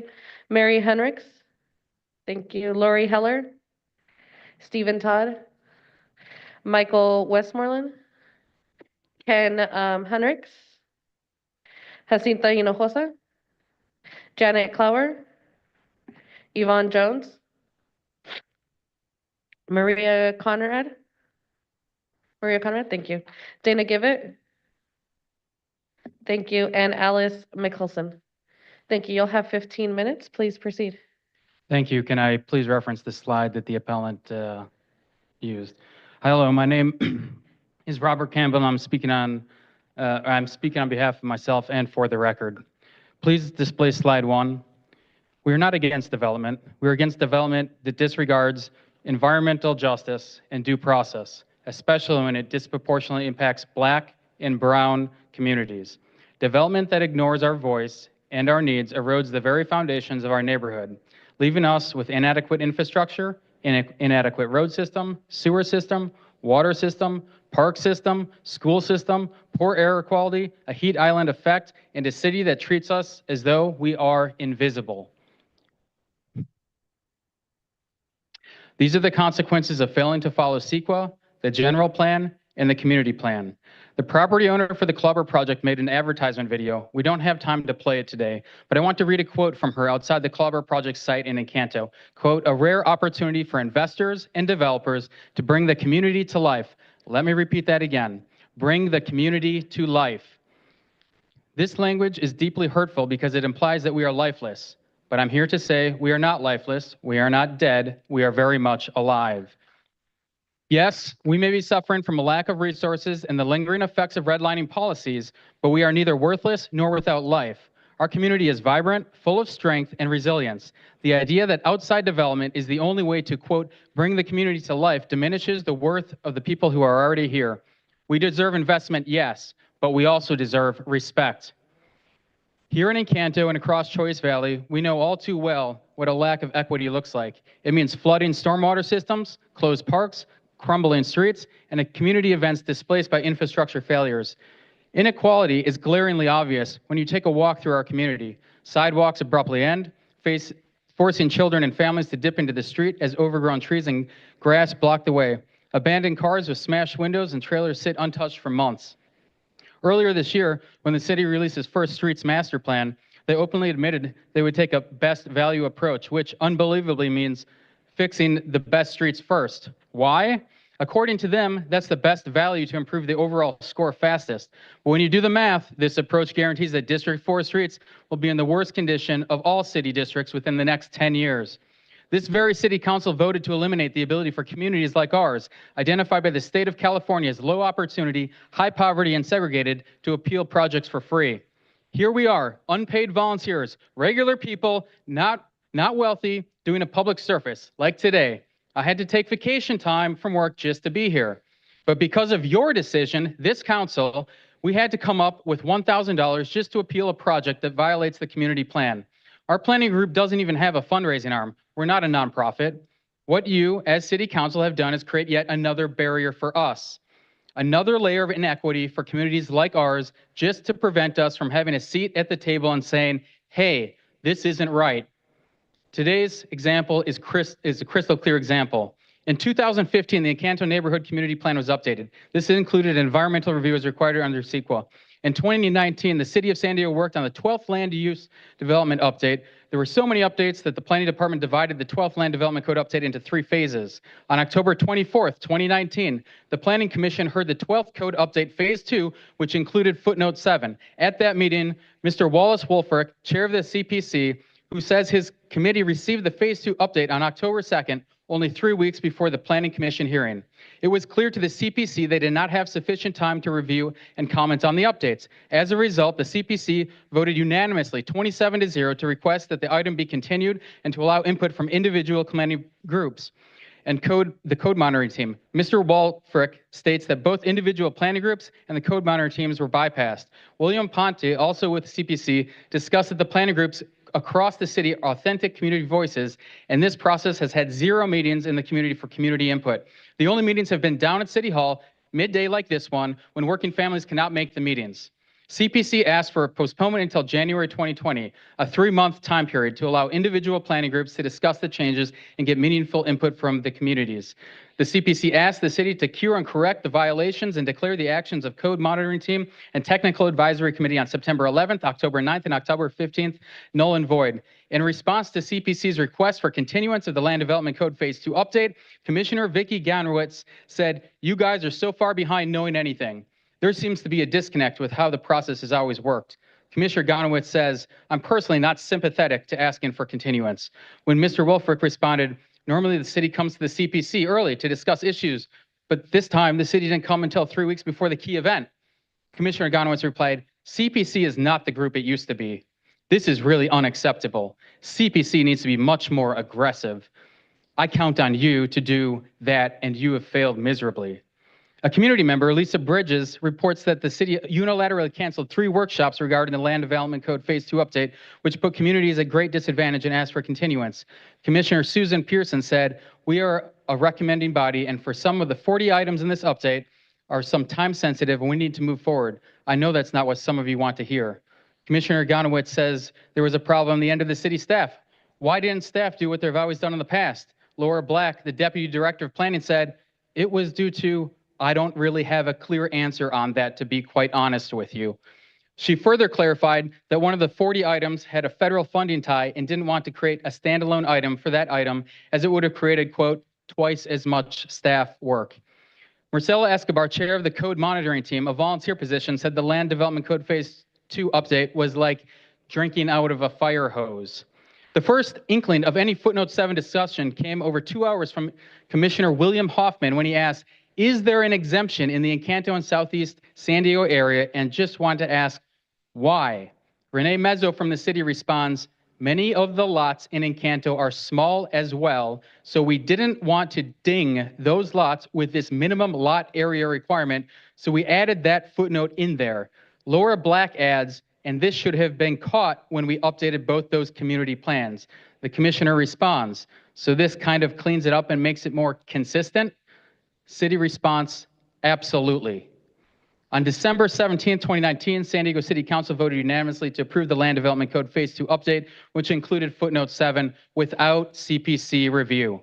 On January 8, 2020, the Land Development Code Phase 2 was signed into law. This was the implementation of the first iteration of footnote 7. If you could please display slide 11 from the PowerPoint. Here's a small snapshot of the impact of footnote 7. In this table, on the screen clearly shows the disparity in impact along historically segregated lines within the city of San Diego. It is a clear-cut increase in density for Encanto and Southeastern, District 4. And look how it applies to La Jolla and District 1. The result is shocking. District 1 increases its exclusivity by 13%, all RS1-2 low-density single-family residential zoning. District 4 goes from 17% to 0. A perfect example of transferring low density to the wealthiest, a clear violation of federal and state law. In the spring of 2021, a City of San Diego lobbying firm quarterly disclosure report was filed with the City of San Diego by California Strategies and Advocacy, LLC. They reported that they lobbied for multiple plan and zoning changes in Emerald Hills, yet staff has not produced any records on these meetings.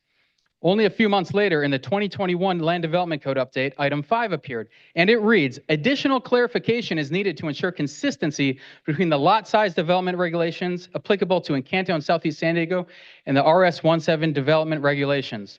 On January 27, 2022, the 2021 Land Development Code update was signed into law, modifying footnote 7 to now read, in the Encanto and Southeastern San Diego community planning areas, the lot size shall be a minimum of 5,000 square feet, and all development regulations of the RS17 zone shall apply to subdivisions. On May 18, 2022, a notice of application was posted online for the Clubber project, making no mention of footnote 7. The notice simply stated that the site is, quote, in the RS12 base zone of Encanto Neighborhoods Plan Area. Please display slide number 15. On November 8, 2022, a lobbying firm registration form filed Bartel and Kowalski, LLC, reported that they lobbied for approval of a tentative map for the Clawber project. On October 24, 2023, a lobbying firm quarterly disclosure report filed by Bartel and Kowalski, LLC, reported that they lobbied Andrew Murillo from DSD for approval of a tentative map for the Clawber project. On April 25, 2024, a lobbying firm quarterly disclosure report filed Bartel and Kowalski, LLC, reported they lobbied Andrew Murillo from DSD for approval of a tentative map of the Clawber project. On June 10th, Development Services Department issued a memorandum regarding the Clawber project and the California Environmental Quality Act, Section 15183, Consistency Review. DSD, quote, determined that the proposed project is consistent with the development density, which an environmental impact report was certified. For the record, footnote 7 did not exist in 2015, and no environmental review has been conducted since its passage, which makes this statement by city staff impossible. On June 26, Choice Valley Community Planning Group filed an appeal of the environmental determination of the Clawber project. At the same time, CVCPG requested the $1,000 filing fee be waived for a low-resource neighborhood. That request was denied by DSD staff, who cited your 2022 policy. On June 28th, Melanie Gray filed an appeal regarding the Clawber project. On July 30th, in a staff report to City Council for Development Services, staff recommended denial of the Clawber appeal. On July 31st, a lobbying firm quarterly disclosure report shows Bartel Kowalski, LLC, lobbied Andrew Murillo from DSD for the Clawber project tentative map approval. On September 17th, the hearing for the Clawber project appeal was canceled at the meeting location, time, and place with no clear explanation given other than we have received new information. On September 18th, a public records request was made to the city for all correspondence of record regarding the creation of footnote 7. As of this date, no such records have been produced. I must emphasize this point. The city has no records as to how or why footnote 7 exists. On September 30th, the CPC sent a letter to the mayor, planning director, and city council regarding footnote 7 and its illegal implementation, demanding fair housing language. Please display slide 12. On October 21st, Heidi Von Bloom, director of the planning department, responded to the CPC letter and stated, quote, we agree that the code amendment at issue here that was adopted in 2020 is not an amendment that we support. On October 28th, in a staff report to City Council from Development Service, staff recommends a resolution granting appeal of the Clobber project. On October 20th, Heidi Von Bloom sent an email to the CVCPG saying her department has reached out to the State Department of Housing and Community Development, HCD, and awaiting guidance. On November 1st, CVCPG sent a letter to the mayor and all council members requesting removal of footnote 7 from municipal code and halting and denying all projects that rely upon it.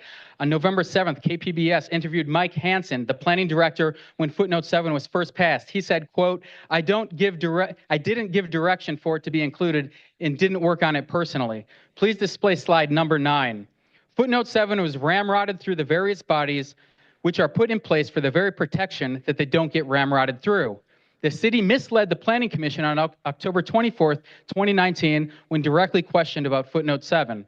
It does not promote community respect for the process, and it doesn't encourage community involvement if volunteer community members are criticized for failing to do a job that is humanly impossible for them to perform given the time constraints. This system is designed to comply with due process by affording sufficient time to review, analyze, and report. Please do not let further harm come to our community, which has endured enough injustice. It's hard to believe we even need to be here today to appeal this project, an unlawful project that violates the community plan and which has such a discriminatory and harmful impact. You have a choice. You can either stop your empty rhetoric about equity and empowerment while ignoring deep-seated barriers and targeted institutional racism that continue to harm the citizens of Choice Valley. It's time for the city to be honest and say the cold truth. We don't care who you aspire to be, we don't care about your dreams, and we don't value your vision for the future. The message is painfully clear. We, the city, will always control your identity and your destiny, often hidden away in an inconspicuous way. In this instance, a footnote that applies to less than 4% of the city, but 100% of our planning area. This is but another betrayal in a long list of betrayals for our community. Or, with the facts, you can act now and deny all projects that are relying on footnote 7's illegal existence and remove it from municipal code. Thank you.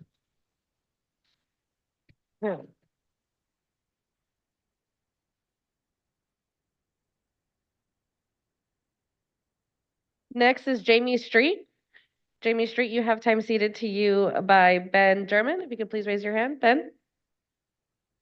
I don't see a Ben raising his hand. Probably in the bathroom. My apologies. He does need to be present. You'll have 1 minute. I'm Jamie. I live the Clobber project is directly across the street from my home. I'm not opposed to density. As a family who only very recently. Ma'am, really quick, would you prefer to wait for them to return and we can come back to you? Thank you. Yes. Everybody else? I believe. Yes. Martha Abraham? Martha Abraham, you have time ceded to you by Vicky Estrella. If you could please raise your hand. Thank you. You'll have 2 minutes. Please proceed. My name is Martha Abraham, and I'm speaking on the record. Councilmember Foster, last time I saw you was at the planning group meeting, and you called me a liar in front of the entire community, and I would like to set the record straight. In front of me, I have a client disclosure lobbying contract. This contract was created by D.R. Horton, hiring a lobbying group to lobby for approval of a multiple plan and zone changes to entitle a single-family for-sale home project. Sounds like footnote 7. What is the outcome that they saw?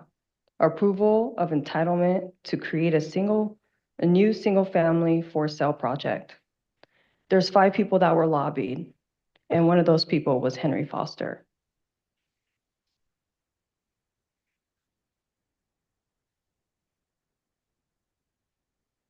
Our community continues to be lied to, deceived, and betrayed by our own council member. This has gone on for decades. I ask you all, what is your why? Why are you sitting in those seats? What are your values and morals that you base your decisions on? To me, a council member is someone who is a gatekeeper to the community, someone that the city has elected to protect their district and always make decisions based on their best interest. Unfortunately, you guys all have a decision to make today. a decision that can further housing discrimination, that continues to perpetuate inequalities in our city, or you can make the just. You can right or wrong. Your decision is on record, and it will be a landmark decision. What side of justice will you be on?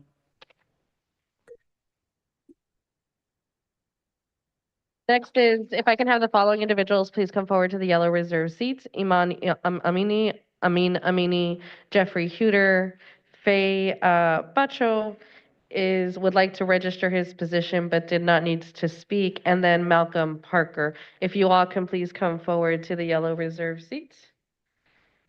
And then Jamie, you can just tell me when the individual's here. Iman Amini? Good afternoon, council members. My name is Iman Amini, and I've been a resident of this neighborhood for 5 years.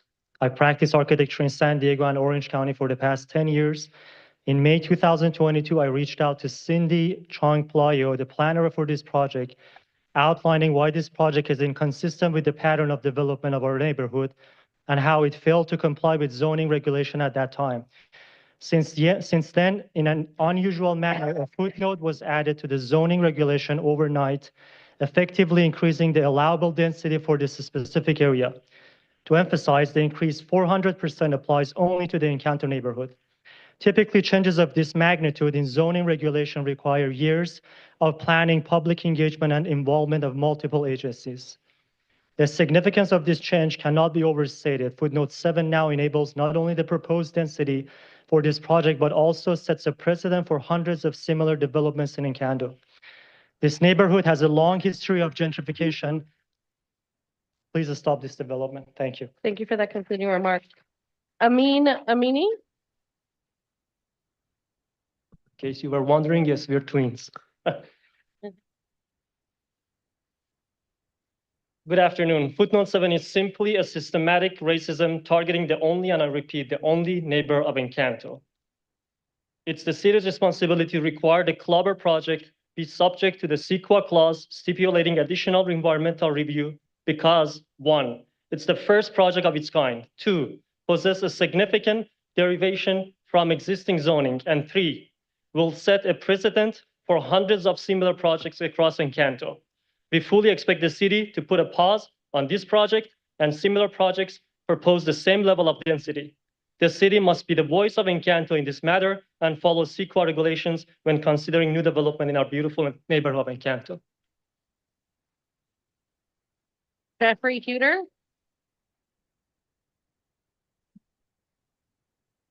Yes, hello, council members. Thank you. I'd like to speak in favor of the appeal today.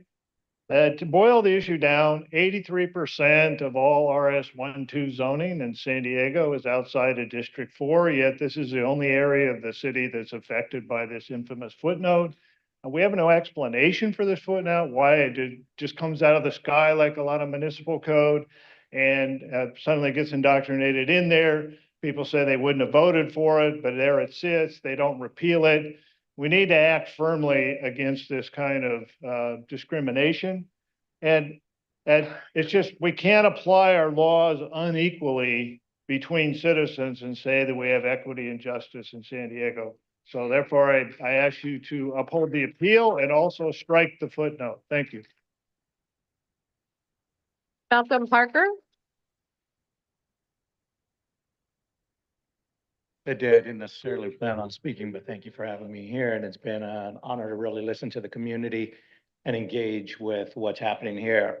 Being born and raised in San Diego, I have family all over San Diego. I wasn't necessarily grew up in District 4, but I feel like I have many council members here, right? I feel like all of you really are, in essence, at some state or form, council members of mine.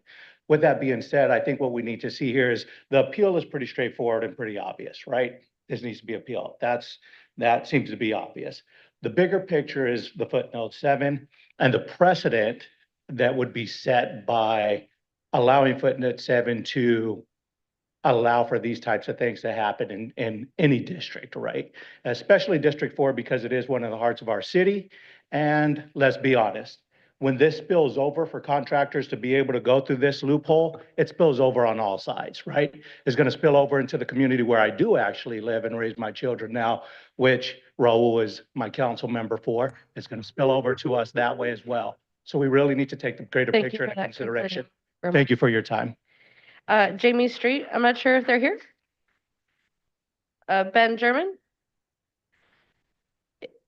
Thank you so much. 2 minutes, please proceed. Hi, council members. As I was saying, the Clobber development is directly across the street from my home. I'm not opposed to density. As a family who very only recently realized our dream of home ownership, I deeply understand the need for housing in San Diego. However, you must ensure that growth is lawful and fair and community-driven while respecting the unique and special character of Encanto. I hope that you are aware Encanto is part of the San Diego Promise Zone. This initiative seeks to drive equity and meaningful investment, ensuring that existing residents benefit from new developments, not just developers. Projects must reflect these values through transparent, lawful, and community-focused processes.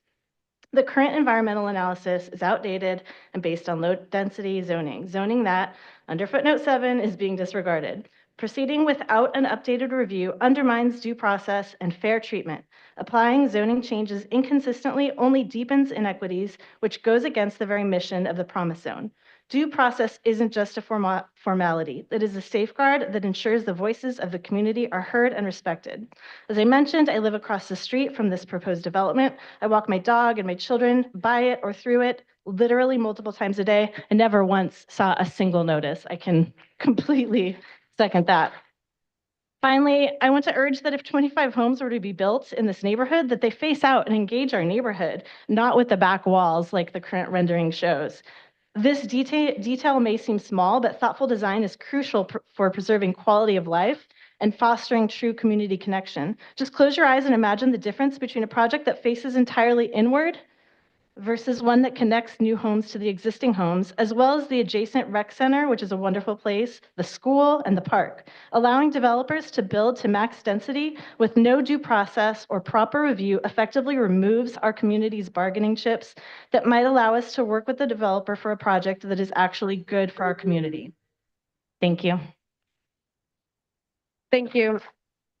That does conclude public comment here in council chambers. I will start the 5-minute timer. We did have Jim Bartel and Jim Belt who were in opposition but would like to register their position but do not wish to speak, but are available for any questions. Going to those that are participating remotely, we have 6 speakers in the queue, starting with Kathleen Lippett. 7 speakers now. Please unmute, Kathleen. Thank you. First, I'd like to start with DSD's misleading Clobber development title. It neither informs the public or serves public transparency. Community members and CPG members have grave concerns, and adding just a line in Canto Choias and southeastern San Diego appeal of CEQA exemption would have alerted the public to this item. Placing it at the end of today's agenda will result in significant attrition of interested parties in attendance due to alternative commitments. It is difficult not to conclude that that may have been the goal.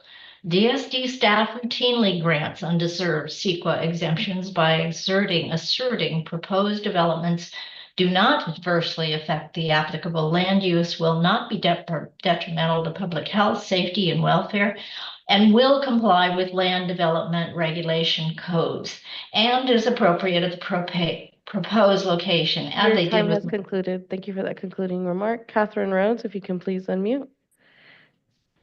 Hello, Catherine Rhodes. I agree with the appeal in the neighborhood that footnote 7 is in violation of CEQA in the first place, and there was no due process. Let the developer sue the city because they have no legal case. Ask your city attorney or state attorney general if CEQA was followed for footnote 7. Get legal advice.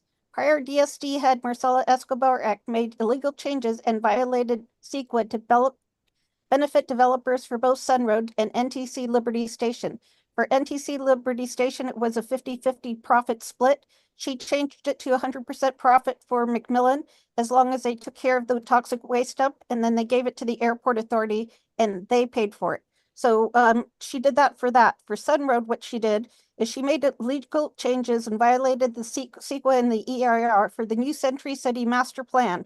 And that sleight of hand corruption made through amendments through the Kearney Mesa Community Plan and design manuals were done on consent. It wasn't until 5 years later that the Sun Road Too High building violated FAA Part 77 hazards to navigation. And so they tried to sue for 40 million. Your but time has concluded.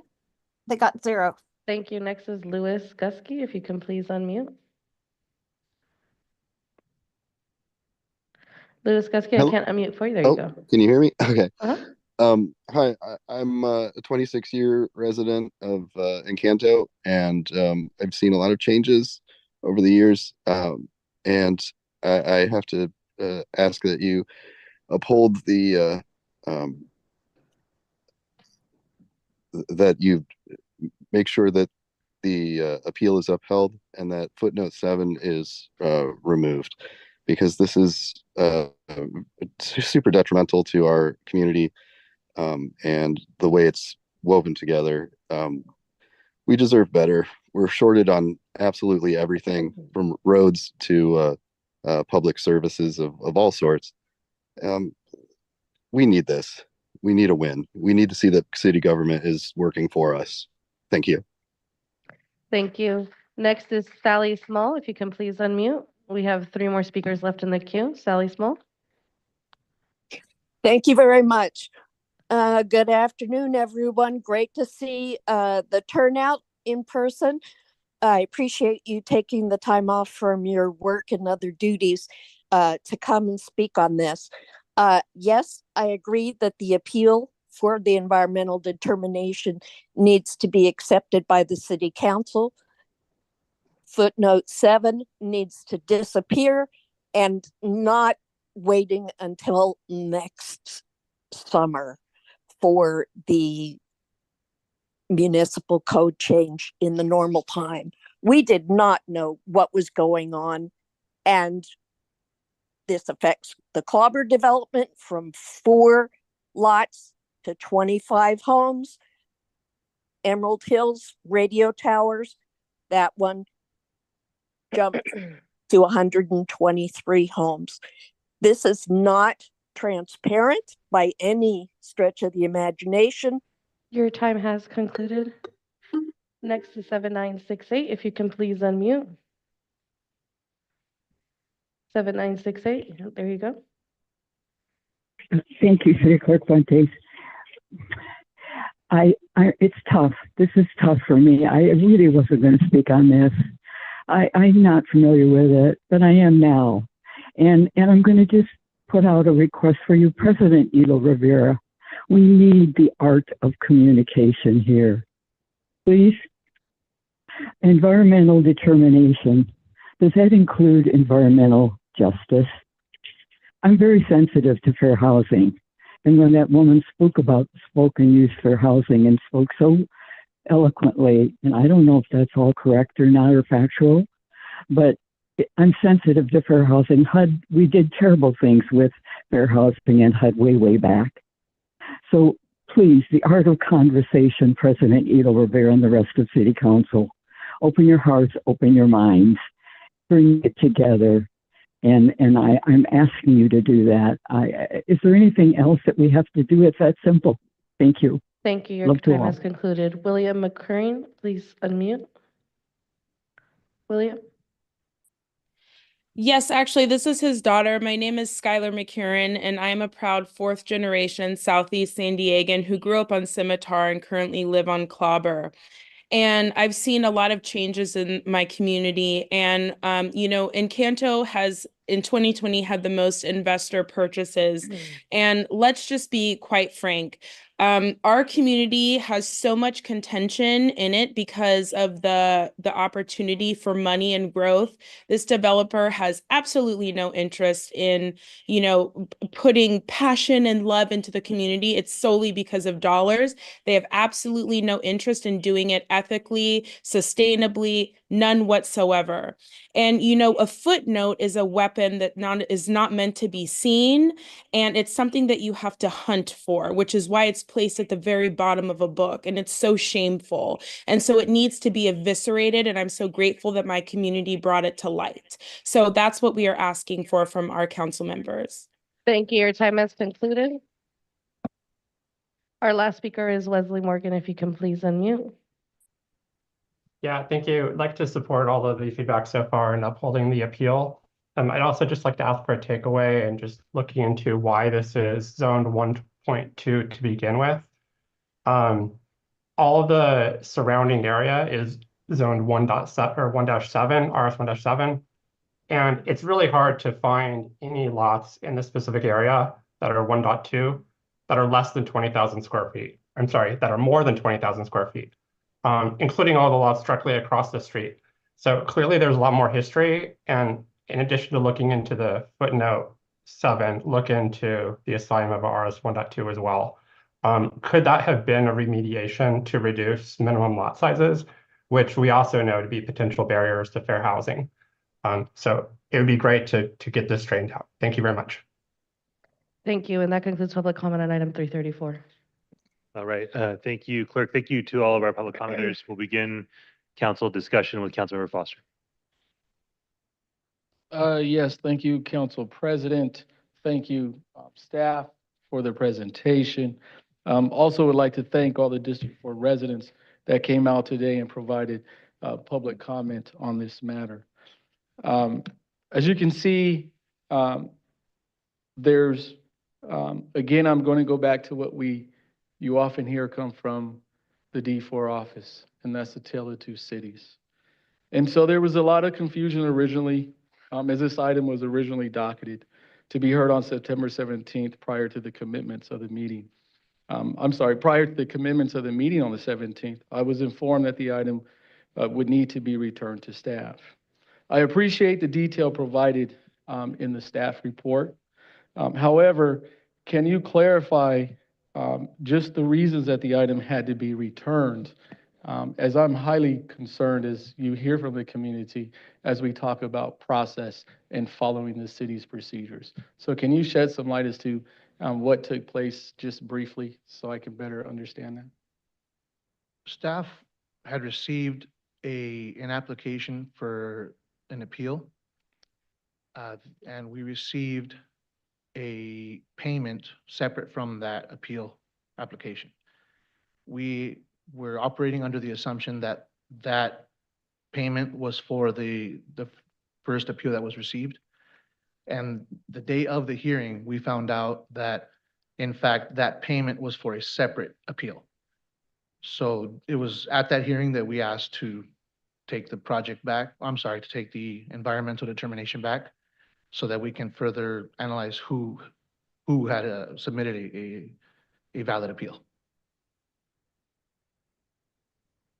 Thank you for that clarification. And as you can hear from the community, when we talk about process and the noticing that's required when it comes to an appeal, or even when we were talking about our process for land use code updates, is the city of San Diego following the processes as outlined, as you heard from the community today?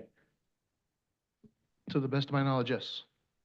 So the information that was provided, as the community has referenced, bulletins and so forth, and when they talk about noticing adjacent to the property and certain things, has that taken place or has it not taken place? To the best of my knowledge, it has. Hold on. Folks, it's really important now that so everyone had their time to speak. None of the council members interjected or stopped you from speaking. Staff didn't do that when you all were speaking. So I'm going to ask that folks allow the conversation to take place up here in the same way that you were allowed to do so. Councilor Foster, I don't know if you want to, do you need him to repeat the question or? No. Okay. Yeah, to my knowledge, we followed all the requirements of the San Diego Municipal Code, and it was all noticed properly. So let me ask this, Heidi, and I'll direct my question to you.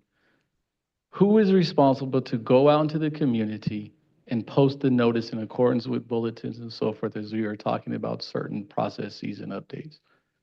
Who is responsible to do that? I'm going to ask the Development Services Department to respond to that because the City Planning Department does not provide the notice posting for development projects.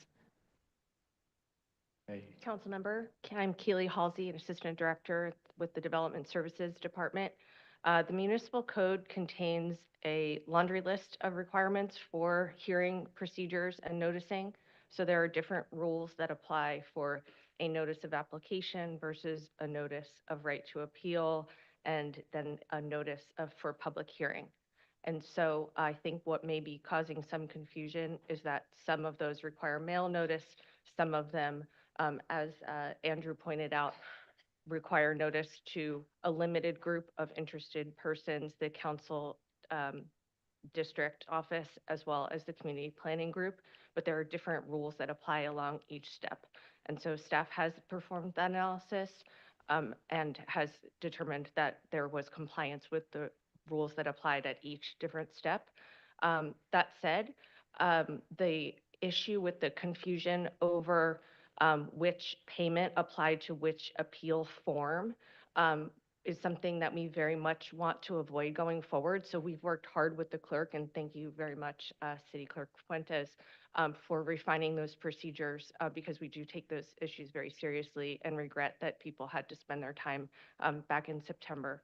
So we're making it so that the copy of the check and the form need to be synced up at the time we receive them to eliminate confusion, and thank you for that.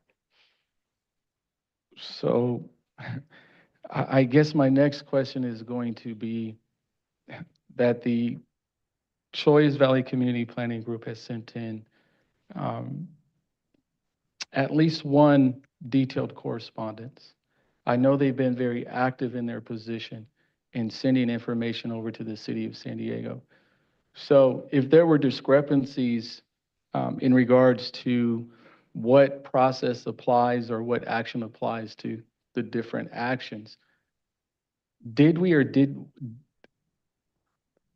if we did not, why did we not respond with written correspondence to clarify the discrepancies or what the public may have thought the process was, and basically providing the certainty and pointing them to the very specific processes or sections in the municipal code?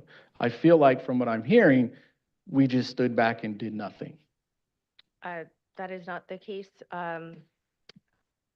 Not only did we provide, as a city, between the clerk's office and development services, all of the notice that is legally required by law, the basic components of notice. We did also provide several courtesy notices and invitation to meet and speak with the representative from the community planning group. We were not taken up on that. They did ask us to come to a future community planning group meeting. But as this hearing was occurring in November, that would have delayed getting this issue and this appeal in front of you all for a decision. So we did not attend the community planning group meeting to do so, but we did attempt every email that I saw or every phone call that I know of that was received to our office did receive a reply to the best of our ability. And again, it is complicated, so I appreciate that, but our staff did the very best job that we could to explain the details of what the requirements are. And that's why this item is before you today, and that's why we put so much detail in the report to explain so that anybody reading the report would have that information in the spirit of transparency. Okay, I appreciate that, but I'm going to go to one of the last callers that called in on the telephone, Ms. Joy. And Ms. Joy simply said, you know what, we need to really communicate and communicate well. And so I think when you see this level of discourse and this level of what I call the tale of two cities, I would have to say, I question if we communicated properly to ensure that folks truly understood the process with all the different documents and how the city is structured. It is complex, it is confusing, but I think that burden to deal with the confusion, to educate, I do think we do play a role in that. And I think we need to see some improvements there. because I do feel that this could have been avoided if we would have communicated properly and really looked at things and paid attention to what we were doing. So I'll leave that there and move on for the sake of time. In preparing for this hearing, it appears that this project does not conform to the 2015 Choias Valley Community Plan Update allowable density per acre requirement. Also, there appears to be a need to further clarify footnote 7 that was included as part of the 12th Land Use Code update. Can you further clarify how footnote 7 impacts the project and how it generally plays a role in the development process when determining allowable density? Essentially, how does footnote 7 work in conjunction with the community plan allowable density?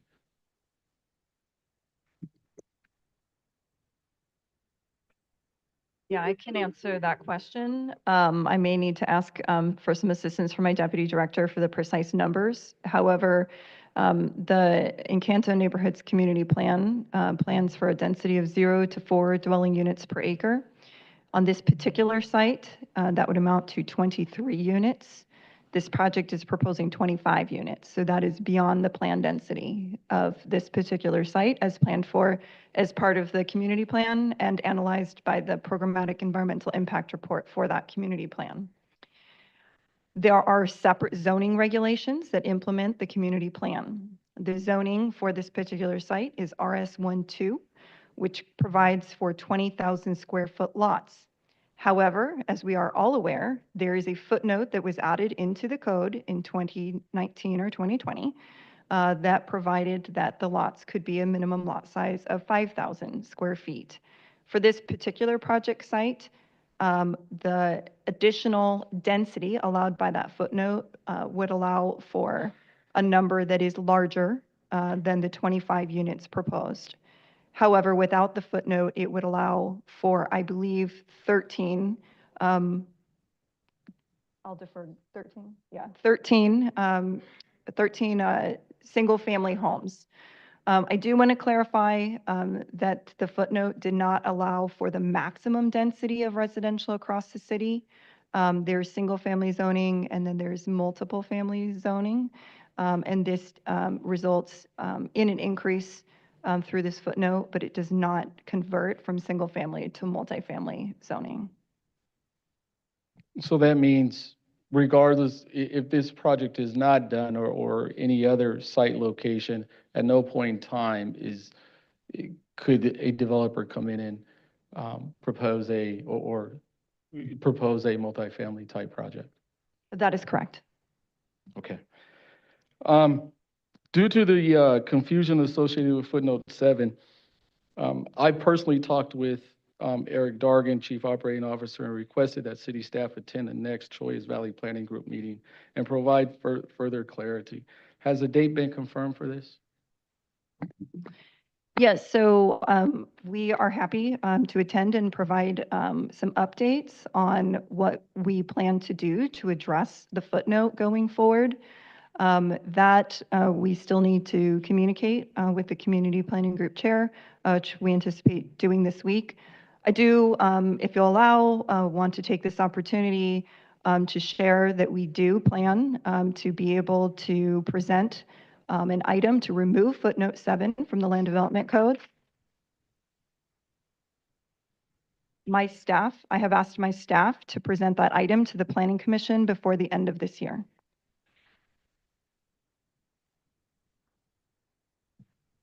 Okay, I appreciate that and appreciate your efforts, which I believe I will address later in my questions.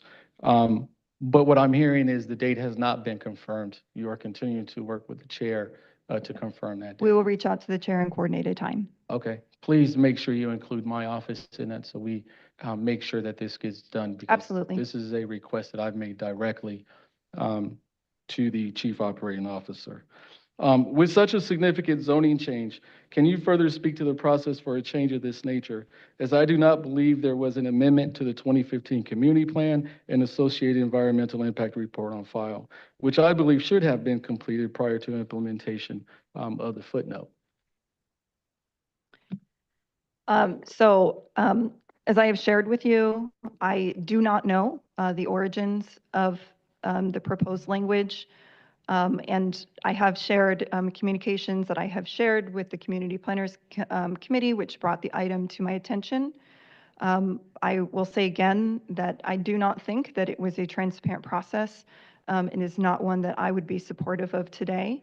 Nevertheless, the footnote language is in the municipal code, and the Development Services Department is required to comply with those regulations. Moving forward, what we can do is bring forward an ordinance, as I mentioned, to remove the footnote. There are some challenges that we are committed to working with our city attorney's office on in looking to bring that item forward. We have brought forward other significant density increases in high resource areas, including University as well as Hillcrest recently, that I believe that we can tie to a proposed action to reduce this level of density. It is a relatively minor reduction in density. I understand for the community that it is not minor, but in the scheme of the city, it is a relatively minor reduction in density. And I'm happy to work with your office as well as the city attorney's office. And as I mentioned, I have asked my staff to bring that item to the Planning Commission before the end of this year. I appreciate that. And just to be clear, you know, I am really looking for the conversation to be had with our planning group.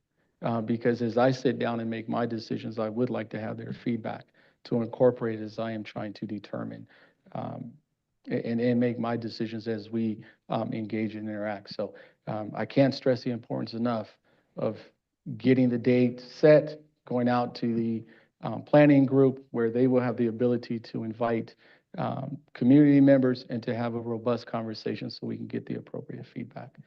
So looking forward to that. Thank you. Also, and you kind of touched upon this, but I'm going to go ahead and read from my notes. For the record, footnote 7 was not generated by the district for office. And I want to be clear, we had no, we took no action to develop this type of land use code change. It would be helpful to understand who brought this forward and why it was not done citywide in all RS 1-2 residential zones.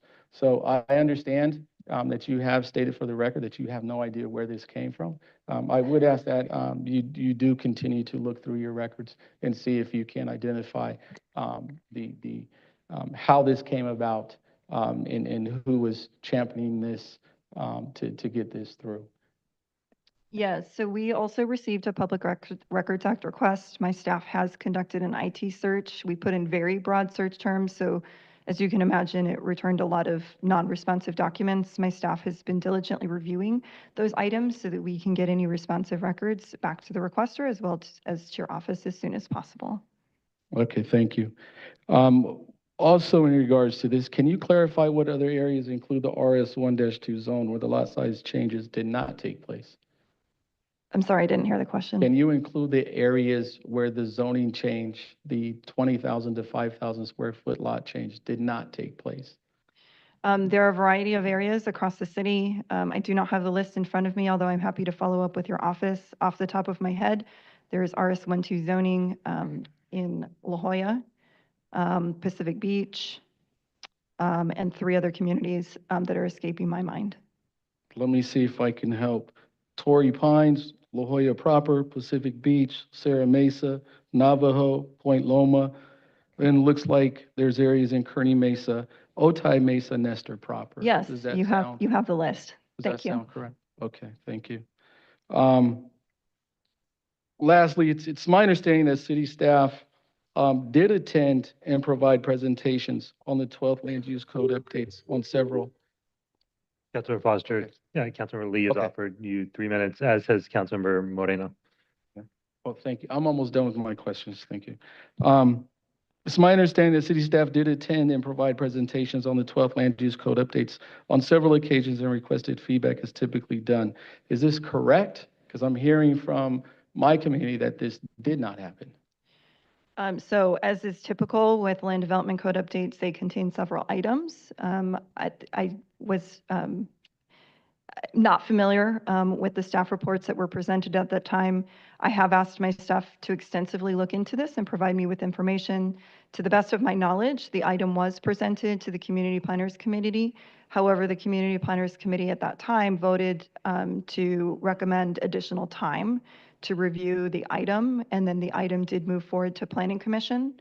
The change was included in the materials, but as I had stated before, I think that that change could have been done far more transparently through a rezoning action. But nevertheless, there are two ways to zone. One is through a zoning designation, and the other is through development regulations.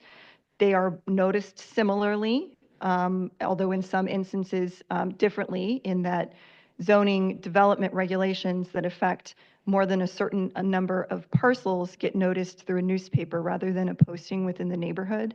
And so that is one way that the community would not become aware of that particular item. Nevertheless, the item that was included in the land development and code update to include footnote 7 did comply with the noticing requirements for zoning ordinance development regulations. I think I understood. That doesn't mean that I think it was the best way to do it. It just means that that was the way that it was processed, and I do believe that it was processed in accordance with the noticing requirements at that time. Okay. I was going to go on in part of my questions, because I did look at the meeting minutes of the Community Planners Committee, and I did see where city staff did go before the body, provide a presentation, but I also see where another District 4 resident that represents, I believe the Skyline Hills and Paradise Hills Community Planning Group, Mr. Guy Preuss, actually made the motion to pause the efforts with the land use code update so that folks could take information back to their respective bodies and come back with recommendations. Did that take place or did it not take place? My understanding is that did not occur. That item moved forward to Planning Commission at the time. I do want to note that my department now, with our updates, does have standard procedures in place for reasonable noticing requirements to inform the Community Planners Committee of items that will be coming before them so that there is sufficient time to go to the community planning groups. Okay, so my next question is, during the update, during this time, did city staff receive any feedback from any planning group or community member regarding a lot change associated with footnote 7? Do you have any record of any correspondence, any discussions at meetings where there was feedback provided, other than, I want to separate the discussion that was taken at the Planning Commission, because clearly there was a robust conversation and concerns expressed in totality, not only this item, but other items and the way things were being done. So did you receive any feedback from any community member or CPC member? So based off of the information that I have available to me, based off of reviewing records from a number of years ago, I don't have any information to share with you to answer the question. So the answer is most likely no, right? All righty, well, thank you for that. The answer to those questions, clearly we can see we have work to do. And so I'll close with the following. To be clear, I do share in the community's concern that footnote 7 is discriminatory as it does not apply equally and lacks citywide application. If footnote 7 applies to Encanto and Southeastern, then it should apply to RS-1-2 zones citywide. So I want to be clear in my position on that. I also, would like to thank you, Heidi, and the planning team for immediately looking into the avenues to address footnote 7 and continuing to work with our office and the residents of District 4 to ensure the city is transparent in providing fair and balanced housing units citywide. I would also like to again thank all the District 4 residents and community groups as they play a key role in the development, growth, and sustainability of the district. And I will always encourage planners, developers, city staff to engage with our community when policy changes and developments are taking place. I would like to note that I did attend the Choyas Valley Community Planning Group meeting on Monday, October the 28th, 2024. And I must share that the mayor's District 4 representative nor city staff were in attendance to address concerns. And this must change. It is critical that communities can have their concerns and questions addressed by the appropriate staff and the subject matter experts when we are taking on such sensitive matters. As I have indicated on several occasions, I strongly support a balanced housing approach. Creating pathways to homeownership is critical to the sustainability of District 4, and we must continue to bring forward options and pathways for residents to build generational wealth through homeownership. I have stood by my community when it comes to fighting the concentration of poverty and will continue to do so, as we have received hundreds of deed-restricted units in District 4, and that seems to be continuing. With that, it is ever so critical that we support for-sale housing options in District 4 to ensure our sustainability as a community. We must continue to support our working families, our teachers, nurses, firefighters, police officers, and other professionals, mothers, fathers, millennials, and the like, who seek home ownership and build generational wealth and have an opportunity to buy, live, and raise their families in District 4. Now, regarding the appeal item before us today, it is clear that the proposed subject submitted does not meet the requirements of the community plan. Therefore, I am in support of staff's recommendation to grant the appeal and reject the determination to exempt the project from the California Environmental Quality Act known as CEQA. The facts presented today show that the proposed project submitted does not meet the necessary requirements. I would like to encourage the developer to meet with the Choice Valley Community Planning Group and the community to better understand the concerns and look at options to incorporate improvements. With that, that concludes my comments. I do move to accept staff's recommendation and grant the appeal. Thank you, Councilmember Foster. I will second your motion and turn it over to Council President Pro Tem LaCava. Thank you, Council President. Thank you to the public for coming out. Thank you, Councilmember Foster, for your leadership in this conversation. I just wanted to add a quick note that an environmental determination is an opinion by staff, subject to the review by council, by the public, and that is why we have an appeal process. So it is entirely appropriate that the environmental determination is subject to review and consideration. It doesn't happen often, but I think it's certainly appropriate at this time for that. I also want to take a moment to thank Ms. Von Bloom for the remarkable candor and transparency in response to the questions raised by the community. I've been around long enough that that was not the usual practice of this city. It would hide, obfuscate, and defer and try to confuse people. But you were very candid and very blunt, and I certainly appreciate that. It may take a while for the public to come to appreciate that, but this is a remarkable change in terms of how this administration is working, and your willingness to come and strip footnote 7 in the fastest possible method is very much appreciated and clearly very much needed. So I'll be supporting the motion in front of us today. Thank you, Council President. Thank you, Council President Pro Tem LaCava. All right, so Councilmember Foster made a motion to approve staff recommendation and grant the appeal. I seconded that motion. I don't see any additional requests to speak. I will thank you, Councilmember Foster, for digging in here, for the questions that you asked, Ms. Von Bloom, for your response to those questions. And with that, clerk, please call the roll. I started the voting system. Please cast your vote. That passes unanimously, 8-0, with Councilmember Von Wilpert absent.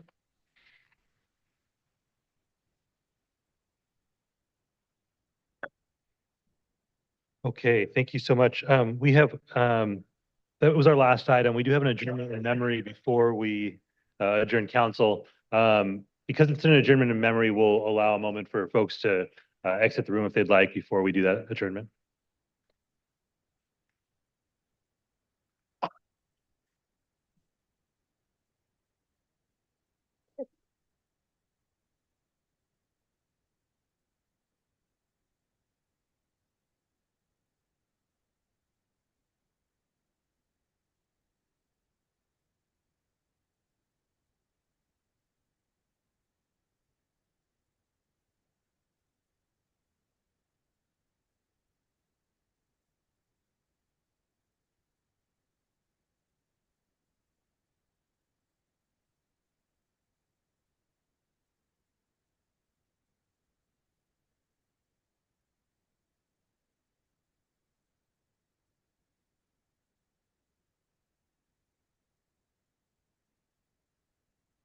So just a reminder, we're not done quite yet.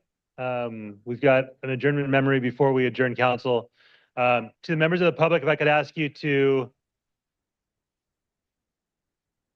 go ahead and slide out of chambers, please.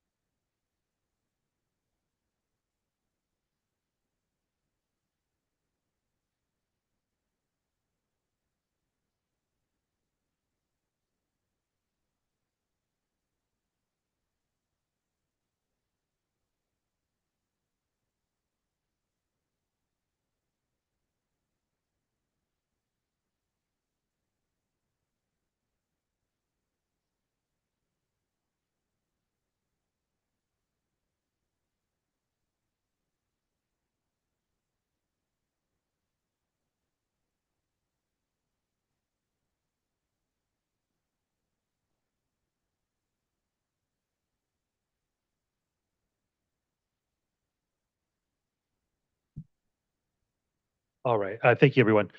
Today, I would request the council adjourn our meeting in honor of a dedicated public servant, Stephen Greeley, who served the city of San Diego with distinction for nearly 24 years.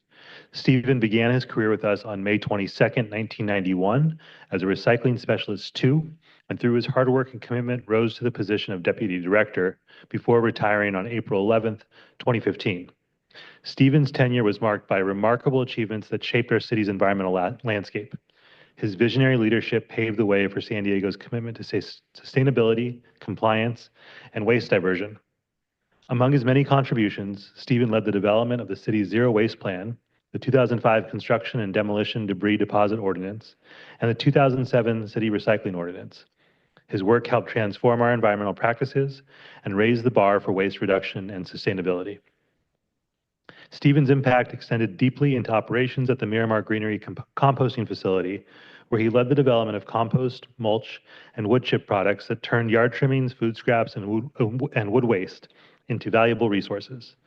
Under his leadership, the Miramar Greenery became a model facility celebrated across the composting industry.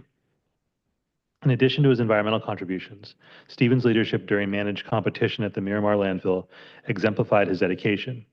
Not only did he guide the team to develop a winning proposal, he encouraged innovative, additive alternatives to deliver even greater benefits for the city, its residents, and its businesses. Beyond his professional achievements, Stephen was a beloved mentor, sharing his knowledge and nurturing the growth of countless environmental service employees. His legacy lives on in the many careers he influenced and in the environmental consciousness he instilled within us. To Stephen's family, including his beloved daughter and adventure partner, Gemma, we extend our heartfelt condolences. May we honor Stephen's memory by continuing the work he so passionately championed, protecting our environment for generations to come.